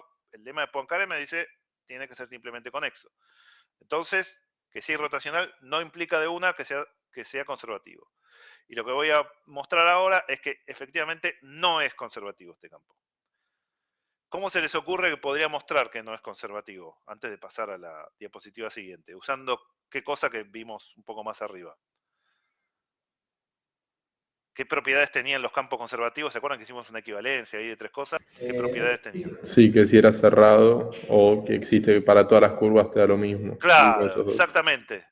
Puedo agarrar dos curvas que tengan los mismos extremos y ver que me da distinto el resultado de la integral, o, claro, es lo que dice Luciano, o podría agarrar una curva cerrada y ver que la integral no me dio 0. Si fuera un campo conservativo, cualquiera de esas dos cosas tendría que pasar, que las curvas me den siempre igual, si me dio distinto no es conservativo, o si en una cerrada me dio distinto de 0, no es conservativo. ¿Eso contradice algo lo que venimos viendo? No, porque este lema, que era irrotacional implica conservativo, solo valía si el dominio no era tan feo.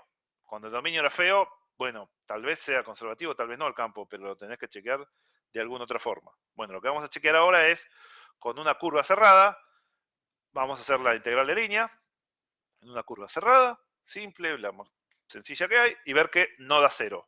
Y entonces no puede ser conservativo, porque si fuera conservativo, la integral en esa curva cerrada tendría que dar 0.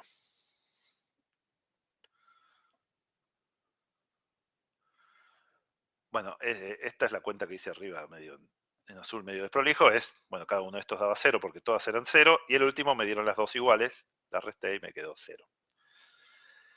Bueno, ahora voy a considerar una curva cerrada, que es simplemente una circunferencia de radio 1 en el plano X, Y. Voy a agarrar, estoy acá, voy a agarrar esta curva, una curva que tiene z igual a 0, ¿sí? Le hice en el plano X, Y. Por eso acá puse z igual a 0, y es simplemente una circunferencia de radio 1. Esa curva la parametrizo como coseno de t, seno de t 0, y lo que voy a mostrar es que la integral de f a lo largo de esa curva, haciéndola por definición, f compuesta con alfa por alfa prima, entre a y b, que van a ser 0 y 2pi, que esa integral no da 0. Y entonces no puede ser conservativo, porque si fuera conservativo se tiene que cumplir que la integral de 0. Bueno, el campo... Y Luciano, ¿esto lo vamos a Sí. hacer o ya directamente usamos lo que aprendimos recién? O sea, lo de f es conservativo, sí, solo sí, el gradiente por la f es igual a 0. Porque este es el único ejemplo. En la mayoría de los ejemplos va a ser por la positiva, decir, bueno, el dominio efectivamente es simplemente conexo y entonces es, Claro, claro, es perfecto. conservativo. En la gran Perfecto. mayoría de los ejemplos. En la práctica va a ser así. Este es un contraejemplo para ver por qué somos un poco quisquillosos en lo del dominio, que es, bueno, si no pusiéramos esa condición, podríamos meter la pata. Bueno, hago la integral de línea, que es f compuesto con alfa por alfa prima. F, vamos a escribirlo acá porque si no, estamos más arriba, era menos i sobre x cuadrado más i cuadrado. X sobre x cuadrado más i cuadrado. 0. Y alfa, lo tengo ahí atrás, era coseno de t, seno de t, 0. Entonces, x cuadrado más y cuadrado es coseno cuadrado más seno cuadrado. Eso vale 1. Eso hace que f compuesta con alfa sea sencillo de hacer, porque el denominador vale 1. Coseno cuadrado más seno cuadrado da 1. Y entonces me queda menos i, que sería menos seno, porque acá i es el seno. Menos seno. Dividido 1, ya no escribo nada. X dividido 1, coseno, dividido 1, me queda el coseno. Y 0, ¿sí? Porque la tercer componente de f es 0. ¿Está bien? Por otro lado, alfa prima. ¿Quién es alfa prima? Si este es alfa, alfa prima me da la derivada del coseno, que es menos seno. La derivada del seno, que es el coseno. Bueno, coseno de t, ¿no? Y 0, que es la derivada de 0. Entonces, el alfa prima es este, menos seno, coseno, 0. Bueno, tengo que hacer el producto escalar entre estos dos, o interno. Menos seno por menos seno me da seno cuadrado. Coseno por coseno me da coseno cuadrado. Bueno, y 0 por 0 me da 0. Así que este producto escalar o interno me da coseno cuadrado más seno cuadrado, que vale 1. ¿Sí? Y este es el 1 que puse acá. Integro entre a y b, que eran 0 a 2pi. La función 1 entre 0 y 2pi. Bueno, integra 2pi, ¿no? Porque es x entre 0 y 2pi. Evalúo en 2pi me da 2pi, evalúo en 0 me da 0. Esto es 2pi. Y esta fue una integral excesivamente fácil, pero no es 0. ¿Sí? La gracia de esta cuenta es que hice sencillamente la integral en una curva cerrada y me dio distinto de 0. ¿Sí? Entonces, f no es conservativo, aunque tenía rotor igual a 0, era irrotacional, pero no es conservativo. ¿Esto contradice el teorema, el lema de Poincaré? No, porque el lema me decía, si el dominio es simplemente conexo y el campo es irrotacional, entonces es conservativo. Si el dominio no es simplemente conexo, tal vez sea conservativo, tal vez no. Y acá tenés un ejemplo en el cual no lo es. ¿Está bien? Como le decía recién a su compañero, en la práctica lo más común es que uno use el lema por la positiva. Es decir, bueno, el dominio efectivamente es simplemente conexo porque no tiene agujeros, es una figura plana sin agujeros o una figura en 3D, un sólido en 3D al que no le saqué ninguna recta. Y uno dice, es simplemente conexo. ¿Cómo es irrotacional?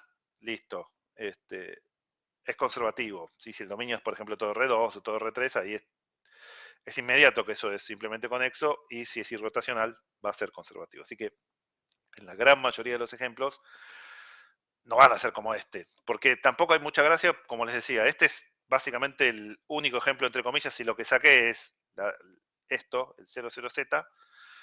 Cualquier otro ejemplo va a ser este mismo, entre comillas. Así que no es que dé lugar para ejercicios demasiado interesantes, son conceptuales, etcétera, pero no cuentas interesantes. Entonces, ¿cómo va a ser la típica aplicación práctica de todo esto que venimos viendo? Va a ser, me dan un campo y me piden, por ejemplo, una integral de línea, ya sea una circulación, o sea, en una curva cerrada, o la integral de línea en cierta curva.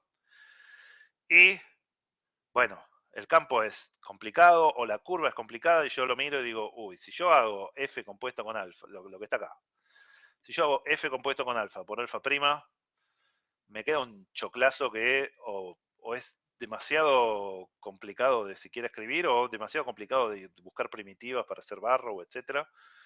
Esta cuenta la veo complicada. Bueno, o por sugerencia del ejercicio o porque uno abandone la idea de hacerlo por definición, uno puede decir, pero pará, si esto fuera un campo conservativo, yo me busco el phi y la integral esta, que en principio es horrible porque esta composición y este producto son horribles, si yo encuentro el phi, me fijo dónde empieza la curva, dónde termina, y hago la diferencia de phi entre esos dos puntos y listo, me ahorro toda la integral de línea encontrando phi. Por supuesto, uno no quiere buscar phi a ciegas, sobre todo sin saber si existe o no. ¿Sí? Uno quiere perder el tiempo buscando lo que no existe. Entonces lo que uno va a hacer es decir, bueno, el dominio de esta f es simplemente conexo porque no tiene un agujero, es todo R2, es todo R3, o es R3 menos un pedacito, pero no le saqué una recta. Entonces, si el rotor de esta f fuera 0, seguro tiene que ser conservativo y ahí me pongo a buscar el phi. Entonces, primer paso va a ser, me dan una integral que o no me sale o es horrible, etcétera, y uno dice, vamos a chequear si es irrotacional, porque si es irrotacional, entonces el lema de Poincaré me dice que es conservativo. Hago el rotor, me dio 0, o sea, 0, 0, 0, 3 ceros. Y digo, listo, el dominio conservativo, todas las componentes del rotor son 0, existe un phi. Acto seguido, lo que tengo que hacer es buscar el phi. Y eso es lo que quiero ver ahora. Una vez que me convencí de que existe ese phi, ¿cómo hago para encontrarlo? ¿Está bien? Esa es la línea práctica. Después, a ver, también depende de qué me pregunte el ejercicio. Si lo que me daban era una curva cerrada, por ejemplo, no busco el phi. Ya digo, el phi existe, entonces, como es una curva cerrada, la integral en la curva cerrada es phi de p menos phi de p es 0. ¿Sí? O lo que dijimos antes, si es un campo conservativo, la integral de una curva cerrada es 0. Así que depende de que me estén preguntando, por ahí hago la cuenta o no. Pero si lo que me están preguntando es una integral entre un punto P y un punto Q, bueno, ahí tiene sentido buscar el phi para hacer la cuenta con el phi y no con la f. ¿Está bien? Antes de mandarme a buscar el phi, chequeo la irrotacionalidad para no estar buscando algo que no existe. ¿Está bien? Entonces, algo bueno cuando uno le dan un campo es chequear si es irrotacional o no. Porque si es irrotacional, hay muchas cosas que lo hacen más sencillo. Si es irrotacional y el dominio es fácil de ver, listo, es conservativo y por ahí requiere hacer la cuenta del phi, buscar el phi y hacer la cuenta con eso, o por ahí si me están preguntando algo que sale directo con las propiedades de los campos conservativos, ni siquiera tengo que buscar el phi. Así que cuando me den un campo vectorial, ¿sí? Un chequeo, por supuesto, tiene que ser de R3 en R3, un chequeo rápido es si es irrotacional o no. Chequeo rápido que requiere calcular el rotor, ¿no? Pero es mucho más rápido calcular el rotor que ponerse a buscar un phi o ponerse a hacer integrales en curvas, etcétera, que son complicadas. Entonces, en este ejemplo, me dan el campo phi, ¿sí? El campo phi, perdón, el campo f. Y lo que voy a mostrar acá es que el campo es conservativo, esa es la primera cuenta que voy a hacer, y después voy a buscar el potencial phi. ¿Está bien? Ahora vamos a ver la técnica que usamos, que acá dice que es la misma de las ecuaciones exactas, todavía no vimos las ecuaciones exactas, así que esta va a ser la primera vez que lo vemos. ¿Está bien? Entonces me dan el campo F. Para empezar, ¿cuál es el dominio de este campo F? ¿Hay alguna restricción? ¿Cuál sería el dominio de este campo?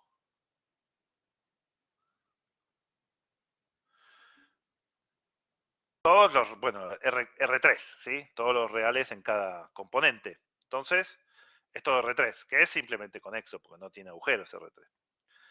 No le saqué nada, así que en particular no le saqué una recta.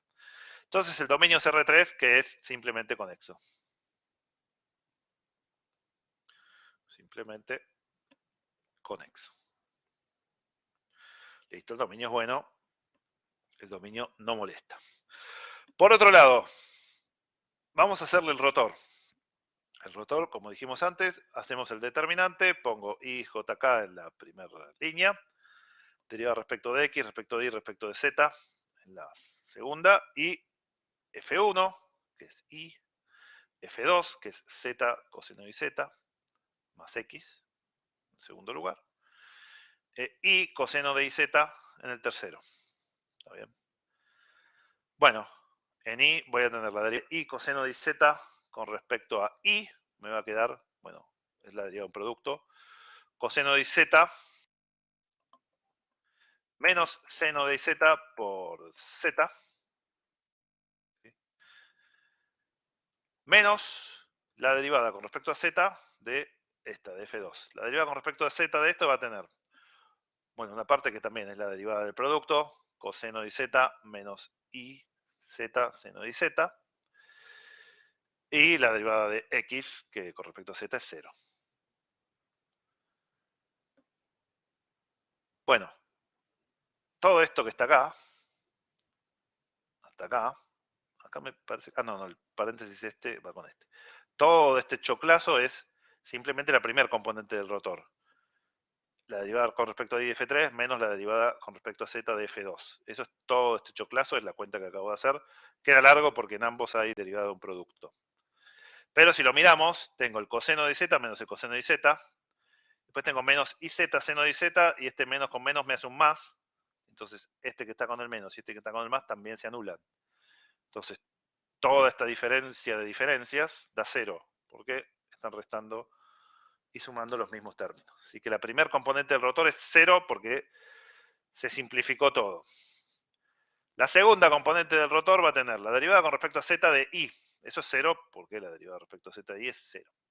Menos la derivada con respecto a X de I coseno de Z. Esto no depende de X, así que también es 0. La segunda componente le puse 0 menos 0 porque las dos dieron 0.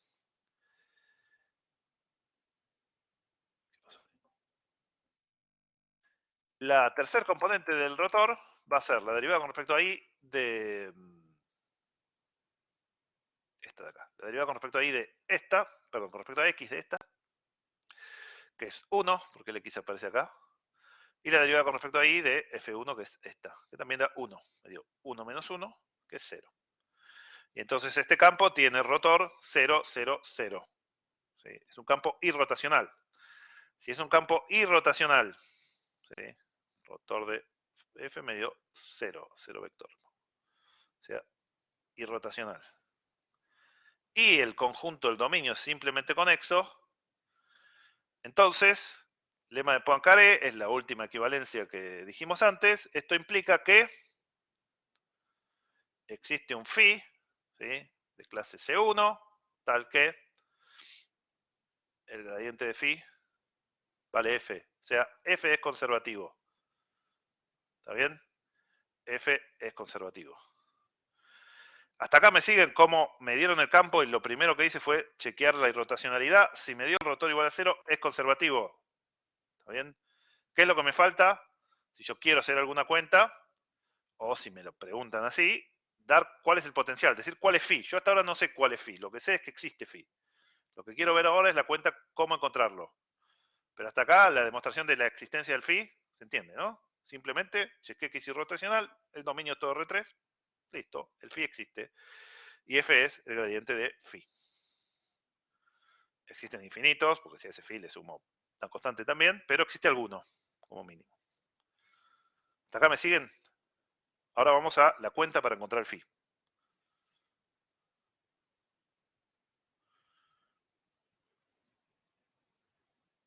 Bueno, supongo que me siguen. Buenísimo, gracias. Perfecto. Entonces, ¿cómo encuentro phi? Yo lo que sé, mi dato es que la f que me dieron, ¿sí?, que la voy a escribir. La tengo acá.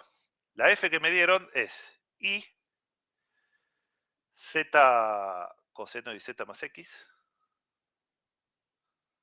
Este es el dato, ¿no? Z coseno de z más x. Y la tercera es I coseno de z. Este es el f que me dieron y yo sé que esto es el gradiente de phi. O sea que I es la derivada de phi con respecto a x. Z coseno de z más x es la derivada de phi con respecto a I. Y I coseno de z es la derivada de phi con respecto a z. ¿Sí? Igualo cada una a la componente correspondiente del gradiente de phi. La derivada con respecto a x lo igualo a la primera componente, f1. La derivada con respecto a y lo igualo a la segunda componente, f2, que es toda esta suma. Y la derivada de phi con respecto a z lo igualo a la tercera componente, que es este producto, que es f3. ¿Está bien? Entonces, acá viene algo que habíamos hecho mucho en la práctica, que es, cuando yo hago derivadas parciales, derivo respecto de x, considerando que las z y la y son constantes, ¿sí? ¿Se acuerdan de una cuestión paramétrica? Era, bueno, y z son parámetros constantes, yo derivo con respecto a x. Si yo quiero hacer la operación contraria a eso, si yo derivé respecto de x, tengo que integrar respecto de x. Entonces, cuando yo integro respecto de x, bueno, z e y, claro, exactamente, z e y son constantes. Entonces, cuando yo digo, tomo esta función y la integro respecto de x, como si y fuera una constante. ¿Qué me queda? Si y es una constante, la integral de esto es, bueno, la constante y por x más una c. Pero lo que me dice ahí Abril es, ojo, cuando vos derivaste esa c, no incluye solo constantes, porque cuando vos derivaste estás diciendo, considero que z e i son constantes. Entonces, esta c, que yo la obtengo por la primitiva, o sea, por la integral impropia, indefinida de la constante i, que dije, bueno, es constante i por x, más otra constante. Esta constante no es puramente constante. Esta constante puede depender, va a ser una constante que depende de i y de z. ¿Sí?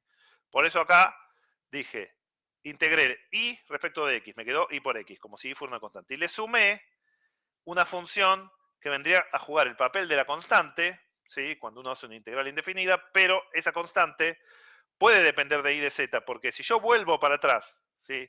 Si yo agarro esta suma y la derivo respecto de x, acá podría haber cualquier cosa que dependa de i de z y la derivada me va a dar 0, la derivada parcial respecto de x. Entonces, cuando yo sumo una constante al integrar parcialmente, esa constante depende de las otras variables. ¿Sí? ¿Se entiende entonces por qué acá puse, bueno, xy más una función que depende de las otras? Porque estas otras cuando yo derivé eran constantes. Entonces la constante de integración acá puede depender de i y de z. ¿Está bien? Bueno, entonces ya tengo una parte del phi. Sé que phi es x por i más una función que solo depende de i de z. ¿Está bien? Por supuesto, todavía no sé quién es esa función. ¿Está? No estoy seguro quién es. Pero yo hasta ahora usé poca información. La única información que usé es que la derivada de phi con respecto a x era i. Tengo mucha más información. Tengo que la derivada de phi con respecto a i es esta suma y que la derivada de phi con respecto a z es este producto. Entonces todavía tengo mucha más información para usar. ¿Cómo la uso? Digo, bueno, phi es xy más una función g que depende de i de z. La derivada de phi con respecto a i la puedo hacer de formas. Una es derivar lo que tengo acá, que acabo de obtener, y la otra es ir y fijarme quién era. Entonces, si yo derivo lo que acabo de obtener, me va a quedar i más la derivada de g con respecto a i. ¿Sí? Perdón, i no, x más la derivada de g con respecto a i. Derivo con respecto a i este producto, me queda x, que es la constante que está multiplicando, más la derivada de g con respecto a i. Eso por un lado. Pero por otro, yo tengo la información de que tiene que ser z coseno de iz más x, porque este es mi dato, es de donde yo partí. Y entonces, x más la derivada de g con respecto a i tiene que ser z coseno de i más x. Estas dos funciones tienen que ser iguales. Y eso me da información sobre una de las derivadas de g. ¿Está bien?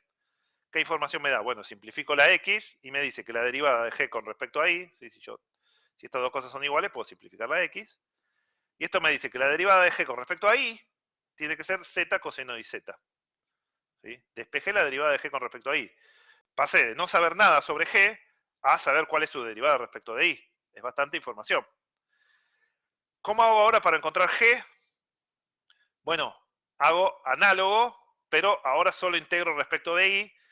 Y como yo ya sé que g no depende de x, la constante que yo saque al integrar esto va a depender de la última variable que me queda, que es z. Ya no depende de x porque yo ya sé que no depende de xg. Entonces, cuando yo integre acá, lo que voy a poder hacer es decir, bueno, integro respecto de i y lo que me falta es una constante que depende solo de z. ¿Sí? Bueno, integro esta respecto de i, es como un coseno de constante por i, multiplicado por constante, ¿sí? Porque acá estoy integrando respecto de i. Sí, acá básicamente lo que hice fue, integré, bueno, el z lo saqué afuera, ¿sí? Y integré coseno de iz con una sustitución, ¿no? Esto es de i. Como si z fuera una constante, llamé, no sé, u a i por z. Entonces du es z por di. Bueno, el z que tenía afuera, si quieren, me lo puedo llevar con el di. Y eso me queda du, coseno de u, integrado respecto de u. ¿Sí? Sustitución sencilla para integrar el coseno de constante por i. Y entonces, la integral del coseno es el seno. Esto me va a dar seno de u, ¿sí? O sea, seno de iz, que es lo que puse acá. Integré respecto de y me quedó seno de iz. Si uno tiene la duda, simplemente deriva. La derivada de seno de iz es coseno de iz por la derivada de iz, que es z. Y me queda efectivamente z por coseno de iz, que es lo que tenía. ¿Se entiende cómo pasé de acá a acá? O sea, de la derivada de g con respecto a y a g. Igual esa la podíamos sacar por tabla, lo que habíamos visto en Mate 1. Sí, sí. Por tabla, lo importante es que z es constante. Claro. ¿Sí? Pero- Coseno de AZ, de tabla seno de z sobre A. Luciano, perdón, una pregunta. Ahora lo que hago es integrar la derivada de g respecto de y. Esa la integro. Exacto, exacto. Integras esto como si z fuera una constante y fuera la variable. Entonces, o hacer la sustitución que dije yo, o como dijo ella, bueno, si esto es coseno de constante por y, la integral es seno de constante por y dividido la constante, tacho la constante que sería el z, y me queda el seno. Ok, o sea, esa integral, entonces, ¿cuánto te quedó? Seno de iz. Seno de z, más la constante de integración. Y la constante de integración ahora depende solo de z. ¿Sí? No depende de x porque yo ya sé que g solo depende de y de z. No depende de y porque es una constante respecto de y. Estoy integrando respecto de y, es una constante. Entonces la constante de integración en este paso depende de z. Y entonces todavía no conozco g, y en consecuencia no conozco phi, pero me voy achicando en la cantidad de cosas que no conozco. Ahora lo que me falta conocer es una función h de z nada más. Y todavía me falta usar información. Me falta usar la información de que la derivada de phi con respecto... Sí, esta de acá, este está mal, esto es h. Esto ya me lo habían dicho el cuatrimestre pasado y me olvidé de cambiarlo. Todavía me falta usar que la derivada de phi con respecto a z es y por coseno de iz. Entonces, phi era xy más g de iz. O sea que es xy más seno de iz más h de z. ¿Sí? En este paso, lo único que hice fue escribir a g como seno de z más h de z. Ahora la derivo con respecto a z, que es la última que me falta usar. Esta parte me da 0, porque esto es x por y. Esta me va a dar coseno de iz por y, es este pedacito de acá, más, como bien me señalaba Luciano ahí, h' de z, h', acá había puesto g', táchenlo y es h' de z. Y esto tiene que ser igual, como dije al principio, a y por coseno de z, o sea, a este de acá. Eso me dice que h' tiene que ser 0, porque si son iguales estos dos, el que está sumando acá, me queda 0, o paso restando y me queda 0. Y si h' es 0, h puede ser cualquier constante. ¿Está bien? Y entonces, bueno, h va a ser una constante cualquiera, y g, entonces es seno de z más constante, ahora sí, constante literal, ¿sí? Ya no depende ni de x, ni de y, ni de z. Y me armé el phi como x por y más g, y g me lo armé como seno de z más constante, x por y más seno de z más constante. Este es phi. Para cualquier integral que yo haga, elijo el c que yo quiera, ¿sí? Ya sea para la integral de curva cerrada o para la integral entre dos puntos. Elijo el c que yo quiera, yo elijo 0 siempre porque es la más fácil. Y si no, puede ser que haya un valor de referencia, decir, mira, en tal punto vale 0, o en tal punto vale 5, o en tal punto vale 23. ¿Sí? Eso es un potencial de referencia, que es básicamente decir, bueno, ¿qué es 0 volt? Si uno está viendo electricidad, o qué altura es 0, si uno está viendo potencial gravitatorio.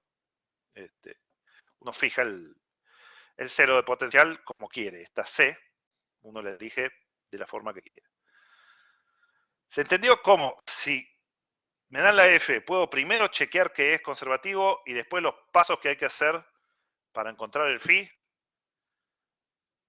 En general, son todos iguales, lo único que cambia son las cuentas de medio, las integrales que hice, pero el encontrar el phi son siempre las mismas.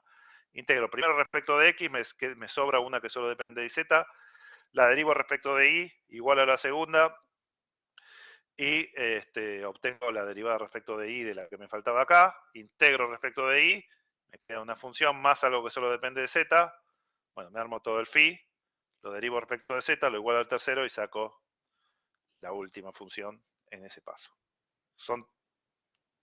Los ejercicios son todos muy similares. Le van a preguntar, determine si es posible encontrar un potencial y en ese caso hacer tal cuenta, o otra forma típica, entre comillas, de un ejercicio de campo conservativo es que te pongan una curva espantosa, ¿sí?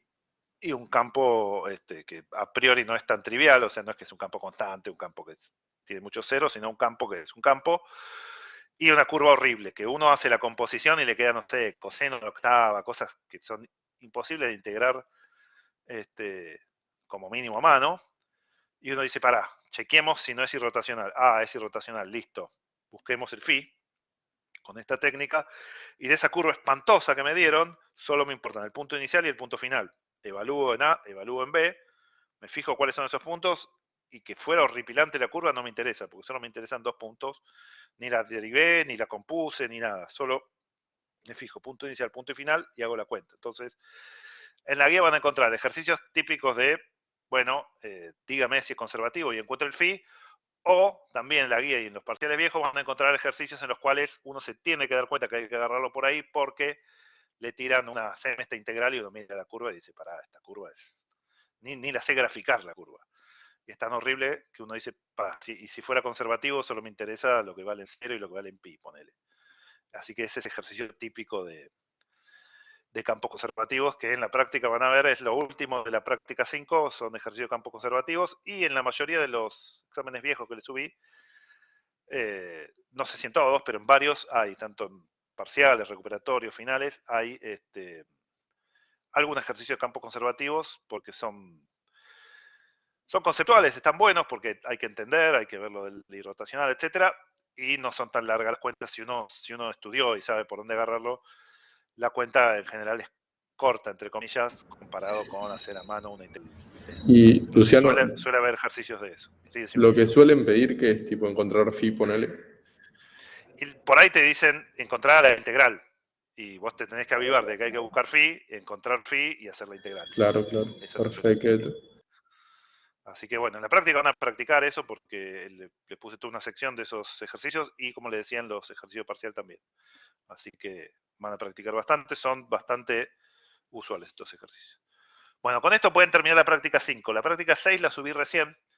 Ya empieza con integrales múltiples, que mañana voy a empezar con eso yo, con integrales múltiples. Ya les subí también las diapositivas, así que la pueden ir bajando.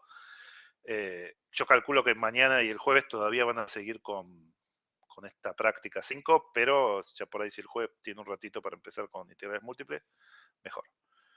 Bueno, corto acá por hoy.